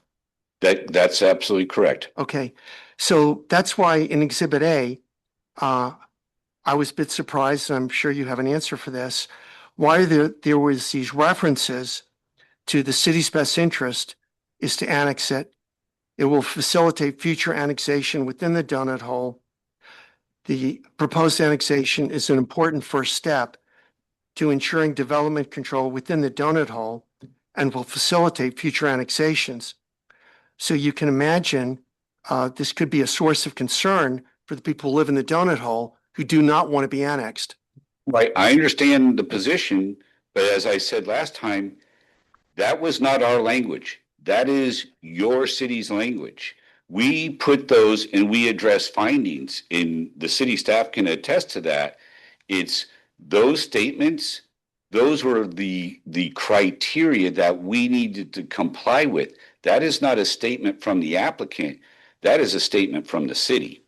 Actually, Exhibit A are findings from the applicant. There's staff response embedded in the application, which has similar references, but it's clearly labeled staff response to the application. Whereas in Exhibit A, that's part of your application. Right, because when if on the application submittals, it's very standard. We set forth the applicable standards and criteria, which are come from your code or your comprehensive plan. And then under it, we have applicants' findings addressing that. That language, I'm telling you, is from you. We have no position. I just cited the language in, I can't remember if it's your comp plan or there in your code. Yep. We're just requesting to annex our property. We have no opinion on what right do we have to say, oh, neighboring property owner, you need to annex in. No, that's not our position. And I know that language is confusing because it's not like your typical standards or criteria where it's almost like these policy statements. This is what we want. And so it must be from your I'm looking at Dana. It's from your comprehensive plan. They're policy statements. Yeah, and I can hop into and just say, I think we talked about this briefly last time and I quoted the wrong part of the comp plan, but that's where our comp plan and our zoning code are slightly in conflict, but I think it's doing exactly what Mr. O'Connor has said, is that our zoning code kind of recommends that we would facilitate development or annexation. And again, I think I just want to mention again for the record that the city council has never annexed anyone who does not want to be annexed. That's not the current policy of the city council, but it may have been something that they looked at when they wrote the code or the comp plan. I forget what you said, 34 years ago. So it's, priorities have changed or policies have changed. May hop in also the question, and I'll ask our city attorney if I can ask the question. Does the applicant own any additional property in the donut hole? You want me to answer that? You may ask that. Oh, okay, thank you. I wasn't sure. Oh, I'm sorry. No, we do. No. Thank you. Yep. Do you foresee getting additional land? Possibly. But Possibly. that would be with the consent of the owners. It wouldn't be through eminent domain, for example. No. It would be I'm gonna give a hypothetical. This is not a promise or a commitment, but I'm giving you a hypothetical. It would be, hey, do you want to sell your property to us? Yes, we buy the property. City, we're in the UGB. We would like to annex in. That's how it would work. Mhm. There is very few jurisdictions outside of like Multnomah County and that will do a forced annexation on. It's just politically unattractive. But you can see why this language would alarm. Oh, yeah, no, wonderful I considerably. understand the confusion because especially on a comprehensive plan, it's a hybrid document where it incorporates cities' policy statements. This is the direction we want to go. That's kind of the basis for the comprehensive plan to guide your development ordinance. And that's why you get that kind of weird, almost arguing language for a position. So it sounds like maybe we need to look over some of our Right. things. Yeah, because one of the things that was surprising was the statement, the first highest priority area for annexation is the donut hole area. That sentence alone justifies your request to have your property annexed by the city. That's state law. Yeah. That statement, that is not, even though it's in your comprehensive plan, you go to the state statute, the first priority for any land to be annexed, it is in the urban growth boundary. Yes, and Yep. and Jeff was quite clear about that, and I appreciate that. It's just this additional verbiage kind of seemed unnecessary. Yeah, I Once you- agree. Once you had, the authorization to do this from the first highest priority sentence, which as you pointed out is state law and is in the Bannock Comprehensive Plan, this additional language seemed like kind of piling on from the standpoint of the people who live in the donut hole. Because for them, this isn't just, words on a page or lines on a map. This is their lives we're talking about. And they take this intensely personally in terms of the investment they've made in their property and not vehemently not wanting to be annexed by the city. And then they see this language and they're understandably quite concerned. Yeah, you guys may want to change that language. Because you understand, if I don't address all the criteria, it's the city, I'm not saying it's the city's criteria. If I just skip over it because, well, that doesn't make sense and I don't address it, then all of a sudden my application is defective.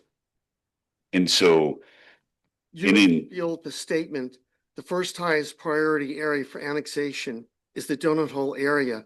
That sentence alone, that wasn't sufficient justification for you requesting annexation of property that you own? well, if there's criteria that's in your comprehensive plan for annexation, say there's 10 criteria, we as the applicant don't have the luxury to say, we're just going to address criteria 1 and call it a day. That's not how it works, because if I did that, then my submittal is ineffective. We're not going to ignore criteria because it's outdated or something. If the change to that language needs to be made, that should be the city making that change. I understand your Okay, position. yeah. Get a little closer to the. I understand your Okay, position. yep, Thank you. yep. Any other questions? That's it. Okay, any other questions? Thank you again. Thank you. Does the staff have anything else to add to this hearing? Hi. I would like to, based on your conversation, recommend 2 additional conditions of approval. All street utility and infrastructure improvements shall be constructed by the applicant consistent with the city's adopted master plan, except as modified through the master plan development approval. And as proposed by the applicant, the extension of Face Rock Drive shall be constructed to Highway 101 to be reviewed during the detailed development phase. The road shall be available as a construction access for phase 1. And I'll pass it over to Jeff if you have anything else. All right, you're through. All right. I have questions of staff. As do I. Well, Is this can we, time to- do you still want this in the hearing or do you want it to start debating yourselves? No, I mean, I just want to ask a question. All right. I'm not debating. I thought we were gonna close the hearing and then discuss with staff. I don't understand. Okay, it doesn't matter I to don't me. care either way, but we just need to be sure which way we're proceeding, because my understanding. I don't care either way. Yeah, what's the proper way to ask questions of staff as? Close the hearing, yeah, close the public hearing and then do. Even if we're gonna ask, we want an answer to a legal question that pertains to the application, we would do that outside of the public hearing. Is that Yes. right? Yes, Yeah. you may close the hearing because you're closing the public's ability to comment if you close the hearing. Got it. Thank you. Thank you. All right. I would entertain a motion. I make a motion, we close the public hearing at this time. I second it. Okay, motion made and seconded to close the public hearing. Roll call vote, please.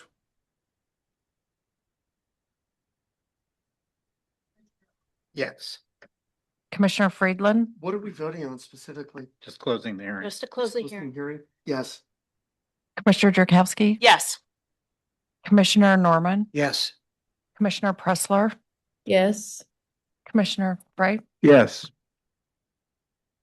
All right. Now we can move into commissioner debate. So go away or go ahead. It might have been a slip. I had a question about the staff's report. So in one part of the report, it says on page 7, the subject property the subject property for this application includes 30 acres of land already within the city limits designated on the 1990 comprehensive plan map as a mixture of open space and planned residential, and approximately 30 acres of land within the urban growth boundary with the same designation. And then on page 18 at the very top, it says the comprehensive plan map designation is controlled development and the zoning map designation is controlled development 1 for both the annexed parcel and the adjacent parcels included in this application. Is that if the latter on page, is that after, if the application was granted? Yes. Yeah, that's Yes. correct. So you just read the before and after. I'm sorry. Yes, I didn't okay, make that clear. gotcha. So here's my question. So we have 4 applications here that are consolidated.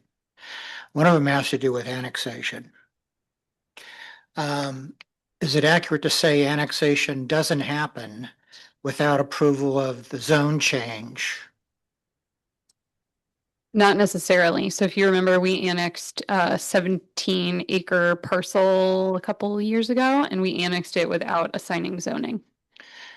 Yes, however, in this instance, we have an owner who owns the 30 acres. And the city's driving the annexation, correct? Not the owner. No, the applicant has, Okay. they've applied to annex their property. Okay. So is that a standalone thing? You know, you can annex the property and the other items aren't related directly? I mean, they have applied, it's a consolidated application because they've applied for multiple actions at once. So the annexation, the comp plan amendment, the zone change, and the master plan development. So they are consolidated into one decision. So it's an all or nothing, basically. I mean, I think. Is it all or nothing? I think that's a good question and might be one for our city attorney. I think I think what ORS says is that you have to make a decision on each of them, or you have to make findings on each of them individually. But I would think it's not all or nothing. Can you weigh in on that, or do you know? I don't actually know. I would think you can approve some. I would think that you can approve some and not approve others, but as far as the applicant's position, I can't speak for them, but I would assume that for their purposes, they submitted it consolidated for a reason. meaning for them, they need all those boxes to be checked. Okay, so 4 applications, you can vote separately on the four different or the 4 different issues, right? That's a yes or You know, no? I just want to chime in real quick. So our code does provide for consolidated applications, Yes. which the applicant's taken advantage of. I do know that LUBA and the Board of Appeals and Oregon Supreme Court do grant a great deal of deference to local decision-making capacity as rooted in local municipal code. So if you were to go there, I would submit that you would be challenged by the applicant and the applicant would prevail and we'd be here again. I'm not an attorney and I'm just throwing it out there, but I did participate in a law conference last week and this very issue did come up.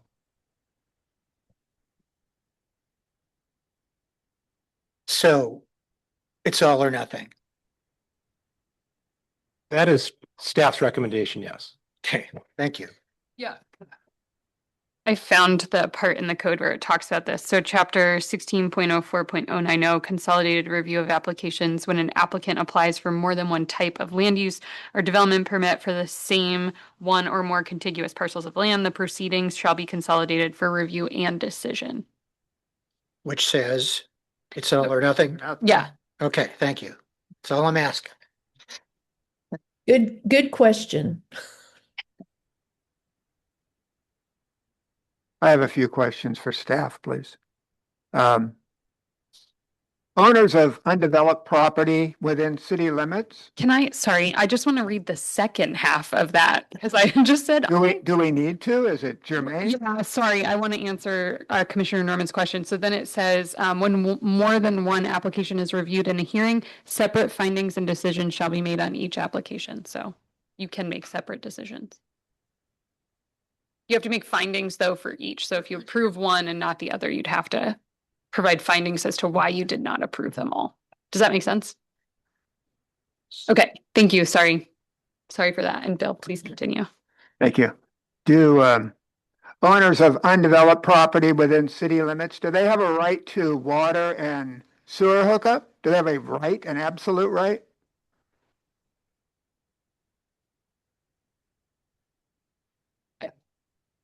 Steve would. Procedurally. Hey, Steve. Water, they have, I don't know about right, but it's. Approach the microphone. Water, they can request a hookup. You do serve users outside your urban growth boundary for water. Yes. Sewer, it has to be within the city limits. But if we had a situation far-fetched based on the water master plan, where water was, 100% of our raw water storage and treatment was being utilized and someone owned a piece of property within city limits, then the city could, in effect, not complete a hookup, it sounds like. Would you agree or am I wrong on that? Yes, you'd have to have a moratorium if you were not going to allow them within the city. Okay, so the city council would declare a moratorium, and then if you were a property owner and wanted a water hookup, you would have to wait for the moratorium to end, it sounds like.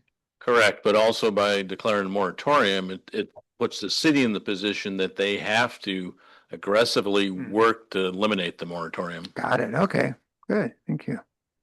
Dana, you were going to research if we can charge a different rate structure for different types of properties, say residential versus CD1, commercial. I do not have an answer for you yet on that one. Okay. And how do we ensure on a development like this that the SD fees that were charged covered all the city costs? Do we do like a final analysis?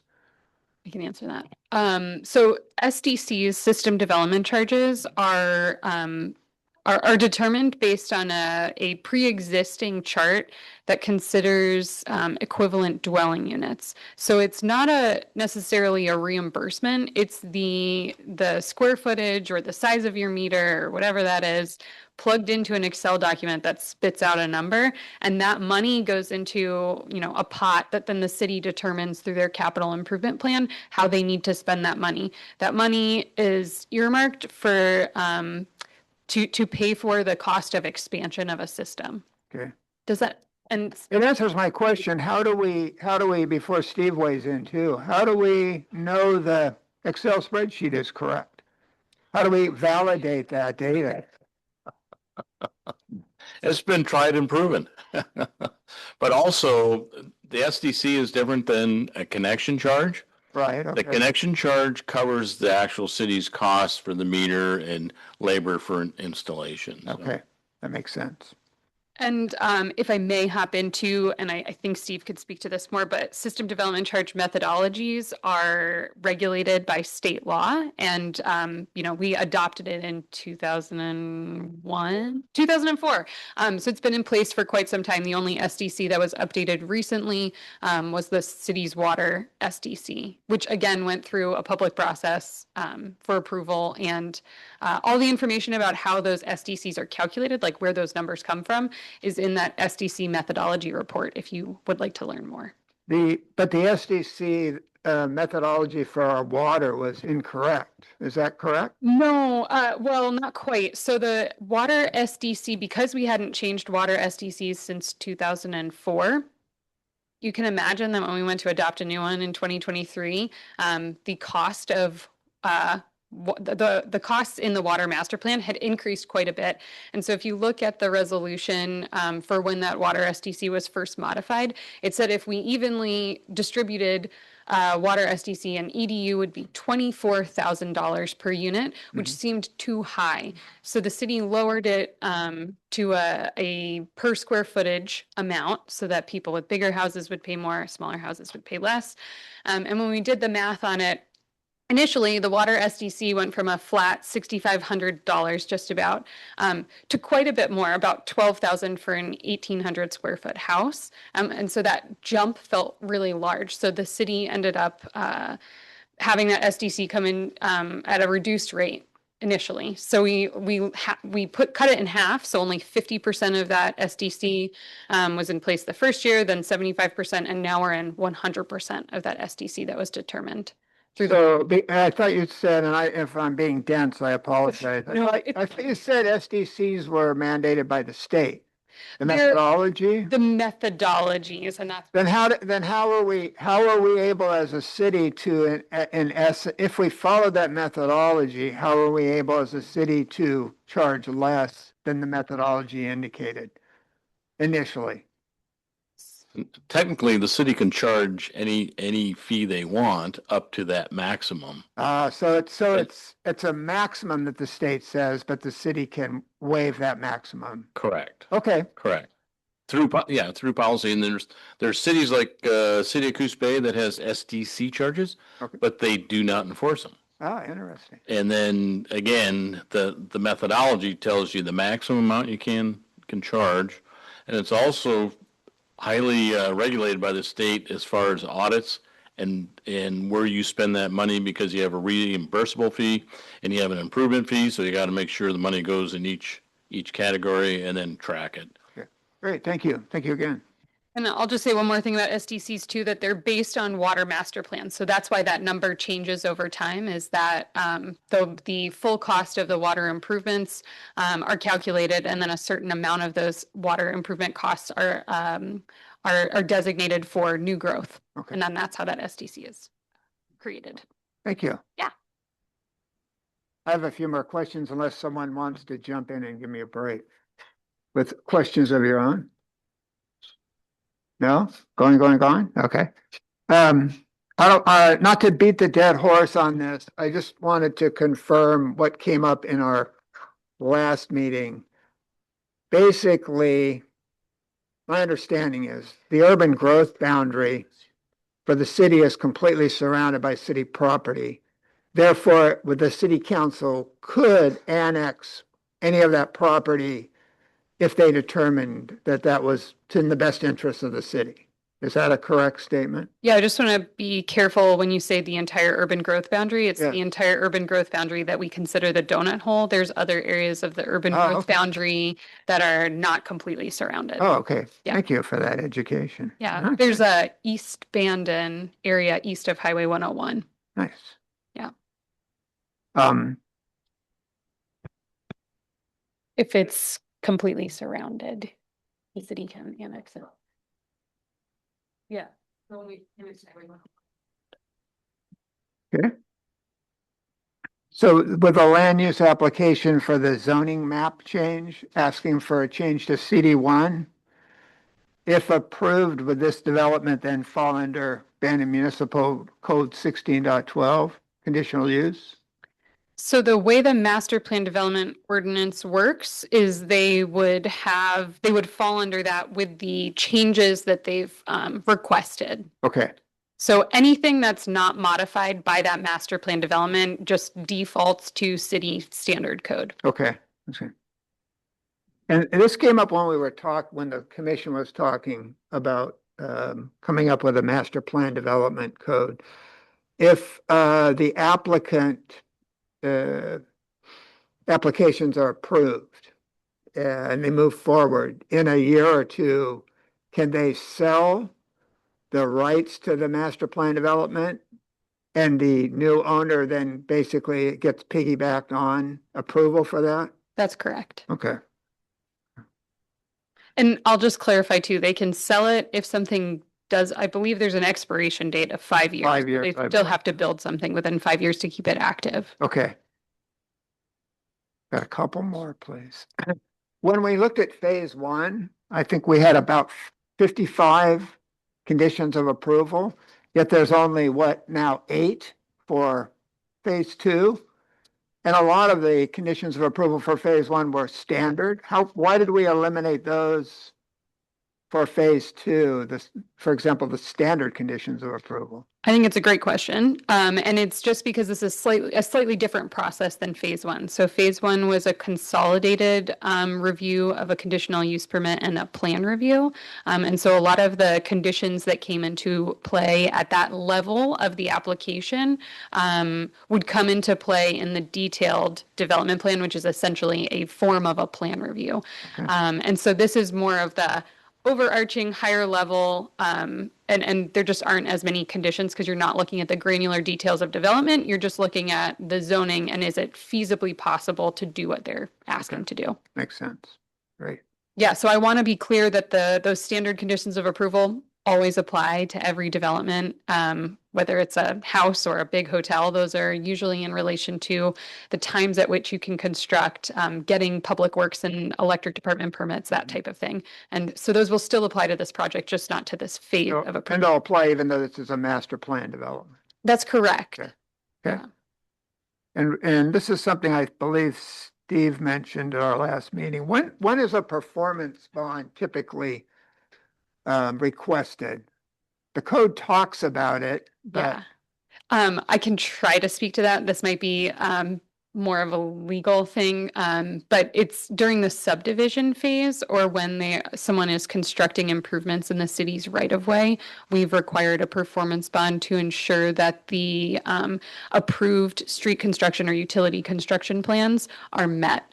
And so am I saying that right? Yeah, so the project is bonded to ensure that any work in the city's right of way can be completed to that level of approval. so would we say then for phase two, generally a performance bond would not be required? It would be required through the detailed development phase, which is going to include, I believe, a subdivision that would cover the street and utility construction, at which time between the tentative subdivision and the final plat, the city would require that performance bond. So that a detailed development plan is a type 2 staff approval, so that the staff would ensure that that bond was applied if applicable. That's correct. Okay, great. And yeah, you said type 2. I just want to make it very clear too that a type 2 people within 100 feet of that property are noticed. They're notified of the decision and it can be appealed to the city council. Okay. Unless deviations are significant enough to trigger a type 3. That's correct. Yeah, and staff has the ability to elevate any application type. I have 2 more questions. Okay? You might want to leave it on. For master plan developments, at what point in the process would inadequate infrastructure be uncovered? And because we've got 4 different points, correct? We've got what we're talking about now, which would be the conceptual design. And then we have what we just talked about, the detailed development plan, and then zoning compliance, and then public works permit. So would it be at the detailed development plan? Yeah, I mean, we've put conditions of approval on this application that they would have to submit more detailed utility plans as part of that detailed development plan review. Historically, I think where the city has struggled is in those public works reviews as part of these planning processes. So we are trying to build that into that type 2 review. Ultimately, the engineering documents aren't approved though until that public works permit. So until the time at which they're actually ready to be constructed in the ground. Okay. So there's, again, I just want to reiterate, multiple opportunities to review and ensure that there are sufficient, that the utilities are constructed to a adequate performance. Okay. Yeah. Very good. And final question. The planning department findings, page 13, talks about significant or possible wetlands, non-significant wetlands, and significant wetlands. Is that a state designation or a city designation or a federal? How do we, and what are the differences? Obviously significant means you can't ignore it, but. Yeah, I think that's a great question. And the applicant team mentioned this a little bit. I'm not an expert, but the city does have a local wetlands inventory that is more than just the map that we have posted on the city's website. The document goes into great detail about each of those designated wetlands. The person who prepared that document went through a checklist of determining whether or not something was significant. I could not speak to the exact details of it, but it was essentially does it provide, significant habitat or have indicator species? Again, I don't have the exact information, but it's a determination. And I believe that is based on state law as to whether or not it's locally significant, or I hate calling them insignificant, but I don't know what the other, low functioning wetlands. Less significant. Less significant wetland. Okay, great. Thank you. That's all I have. Of course. Any other commissioner comments? How do you decide on the size of the bond? I believe that our city engineer, can answer that. The bond is based on the cost of the improvements. So it's a percentage of the cost, the improvement? It's for 100% of the cost. Okay. So the developer would have to submit a construction cost estimate, and then based on that estimate, if we agree with it, that's what the bond would be for. Now, the developer also has to, after construction, provide a warranty bond where all the work constructed within the right-of-ways are warranted for 2 years after construction. So if the cost of constructing a roadway, for example, was $1 million, they'd have to post $1 million bond? Correct. That is no different than any other public improvement project within the city. Okay. They provide 100% performance and payment bond. Thank you. And actually, I made a mistake. I have one more question. You added, I believe you recommended adding 2 conditions of approval. That's What was the last one that talked about the collector road? Yeah, and you can change it if you'd like, but I came up with, as proposed by the applicant, the extension of Face Rock Drive shall be constructed to Highway 101 to be reviewed during the detailed development phase. The road shall be available as construction access for phase 1. I think that got at the timing that you were looking for that street construction. So that condition of approval would say that the construction road must be completed prior to the beginning of phase 1? I believe that's what the applicant proposed, that they would make that road the construction access road for phase 1. Because to be honest with the applicant, we've already done with phase 1. So it's very magnanimous to now come back and address a lot of significant issues that were with phase 1 about a collector road. But do you have a concern if we add that condition of approval? I think we can't ask the applicant. Oh, I'm sorry. Right. Okay, we can't. Okay. No, you're right. I beg your pardon. No. I believe that's what I heard them say that they were going to do. And so that's why, I had to ask Shayla the exact same question because it pertains to phase 1. But I think because I would change it maybe that we say prior to the beginning of construction of phase 2, since we've already closed phase 1. So even though it might be to the applicant's advantage to construct that road for travel, and it would be a very nice neighborly thing to do. I don't know that we necessarily would hold them to that, but I would suggest that we make that a condition of approval prior to the beginning of phase two development. If it's completed prior to phase one development, that's fantastic. We're ahead.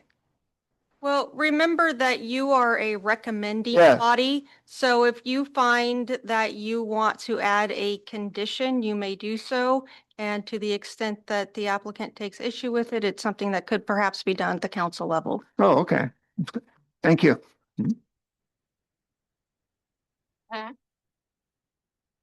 Is that what you want to do? I don't know. What do other commissioners think about that? It was a very nice offer or statement by the applicant. Well, it seems to make sense as modified. Modify it to phase one, a construction road to be completed prior to the beginning of phase one construction? No, Phase I two. think the phase two. Yeah, that's how I feel. Phase one, and it, once again, it's very nice, I think, of the applicant to talk about phase one, getting it in place by then, but I think I don't want to tread on what was already agreed upon and determined for phase one, so We wouldn't want to just delay phase one. Right, exactly. Yeah. And if they do it ahead of time, fantastic, but I think definitely before phase two, I would recommend that condition. Begins construction.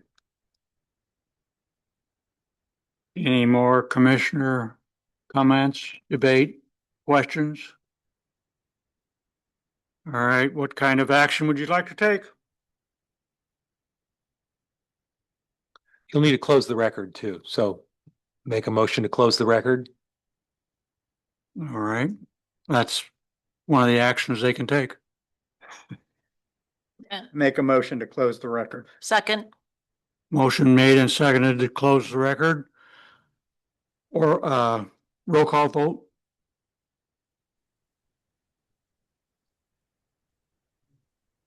Yes. Commissioner Friedland, Yes. Commissioner Jerkowski, yes. Commissioner Norman, Yes. Commissioner Pressler, Yes. Commissioner Frey. Yes. All right, now what do you want to do? How do we go about? What motion do you want to make now? I'll make a motion and you can tell me if it's correct.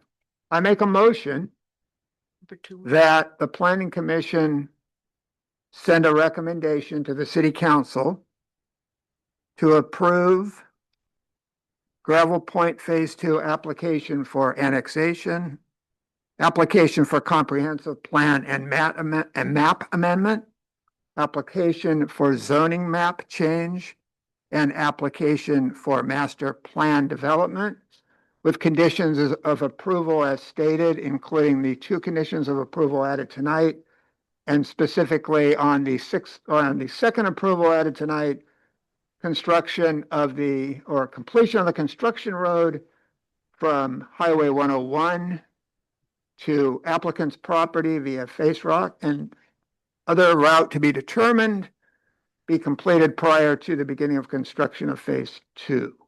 I second it. Can I, yeah, I'm gonna let you. Can we just chime in and add to that motion that the motion is based upon the record that's been presented in this matter along with the findings in the staff report? Certainly. Do you need me to second it again? Yes. I second that. Motion made and seconded to move forward with a recommendation to the city council on the phase two development of Gravel Point. Roll call vote, please.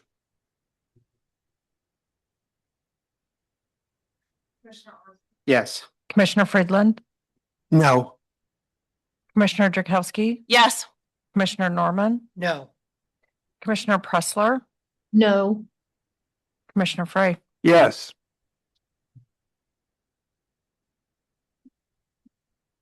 Well, that's a tie. I cannot chime in on this from my earlier comment.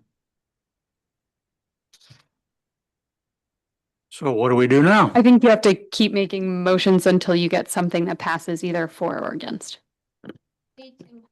Affirmative decision. So I might just help out by saying that those who said no might indicate why they said no to help the conversation move along. Is that fair? All right.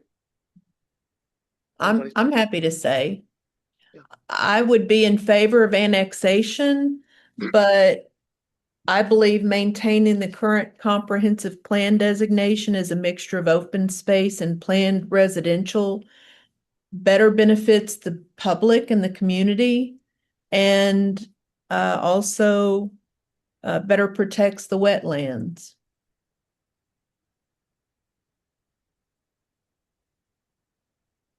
So I would not be in favor of the zoning change and the master plan. I agree. But it's all or nothing, so it's a no. Well, I For me. thought it wasn't all or nothing. It- I Well, thought we she can- said we vote on the separate applications. I believe you can. So the way that the consolidated application process reads is that the proceedings are consolidated. You can make individual decisions, but you have to make individual findings as well for each action. Well, it's basically my finding. As I said, I don't mind.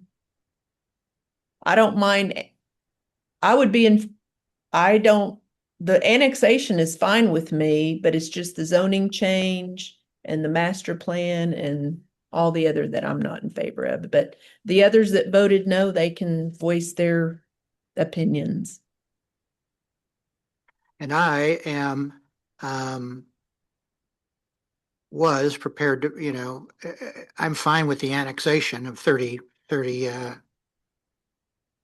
acres in the donut hole.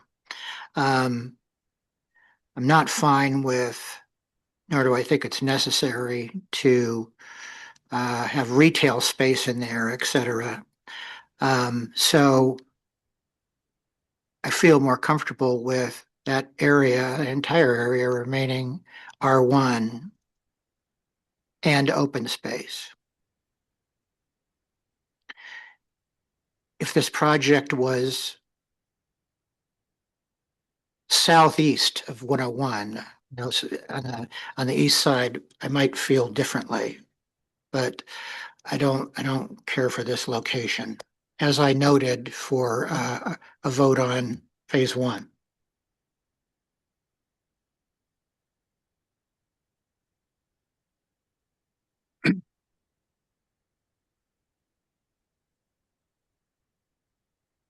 There's been a really good case made for voting yes, and there's been a very good case made for voting no. And I'm pretty torn because I agree with both cases. But on balance, I don't think the community concerns have been adequately addressed. That is not a reflection on the representation that the applicant has. Mr. O'Connor is an exceptional attorney, so it does not reflect on him at all. So in helping you to reach a decision tonight, you could entertain a motion to just simply defer a decision to the city council. And that would be an affirmative decision, but it's not a decision essentially on the application as it stands. Since we're. That wouldn't be a part of the record, right?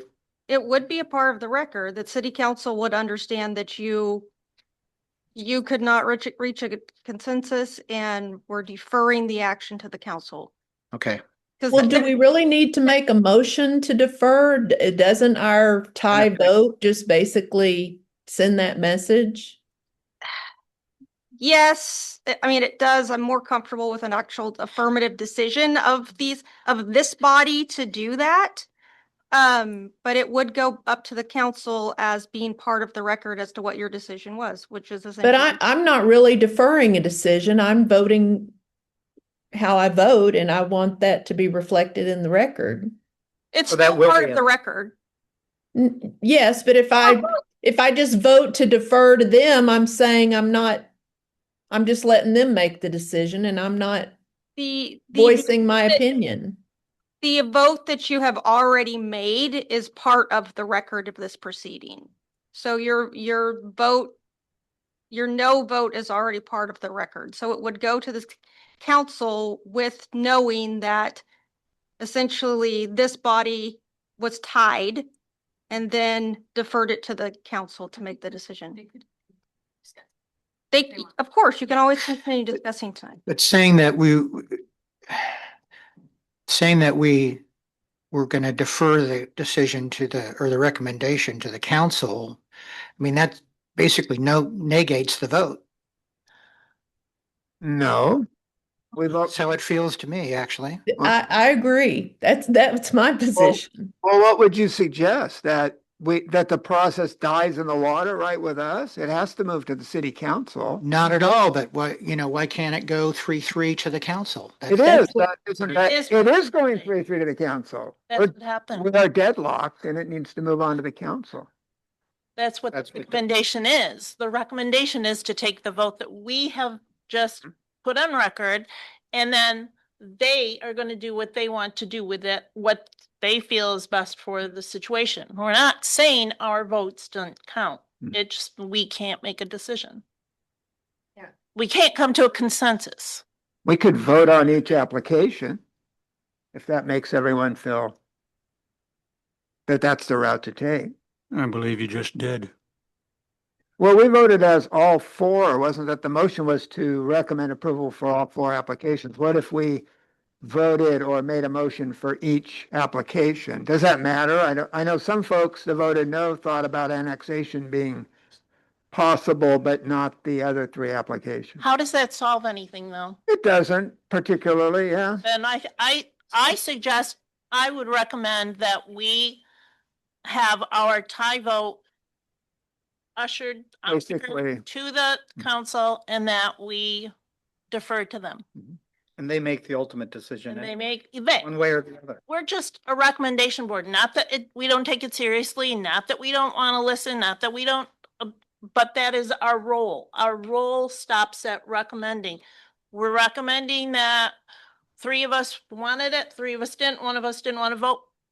And that's the deal. Can we find another word other than deferred?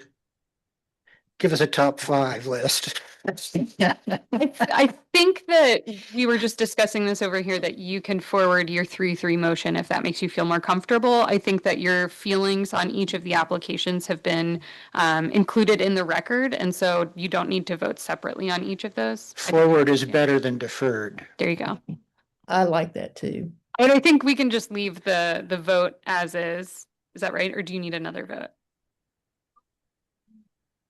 Do you want a motion to forward it to city council? Yes, because I want something to show that the planning commission is done and they have sending it to the council procedurally. All right. I recommend that we forward the 3-3 vote to the council for their decision. I second it. Motion made and seconded to forward the tie vote on this ordinance change to city council. Roll call, please. Yes. Commissioner Friedland, Yes. Commissioner Jerkowski, Yes. Commissioner Norman. Yes. Commissioner Pressler, Yes. Commissioner Frey. Yes. Okay. We got affirmative motion. Now, do we have any additional comments from the commissioners for the evening? Or have you all? Are there any staff comments? Just, None. yeah, just thanking everybody once again to show up. Great presentations, great comments. You know, we did listen to everyone. And we appreciate that. And as we recommended, it will be going to the city council. So I'm sure they're interested in hearing your comments and attendance there. And as Dickens said, bless all of you in the new year. I just want to say happy holiday, and I really appreciate the fact that everyone here has been very respectful in the way that they've expressed their differences of opinion. I really appreciate that. And I want to say, I just think that perhaps our vote represents the feelings in the community. I mean, there's some people that are going to be very much for the proposal and some not. So, and I respect everyone's opinion either way. Here. I have a question for the city attorney. Is it okay to say Merry Christmas? Or, You say as you see fit. oh, thank you. Merry Christmas, everyone. You too, Steve. And I just want to say that to celebrate Merry Christmas, there's a Nog Walk this Saturday. Right. And you should all, And the electric light parade at 5:30. And the Nutcracker. and one comment for staff. I went up on the website today. Oh, never Done. mind. They're done. This meeting is adjourned 9:43. Thank you. Yeah. Boy, I think your establishment is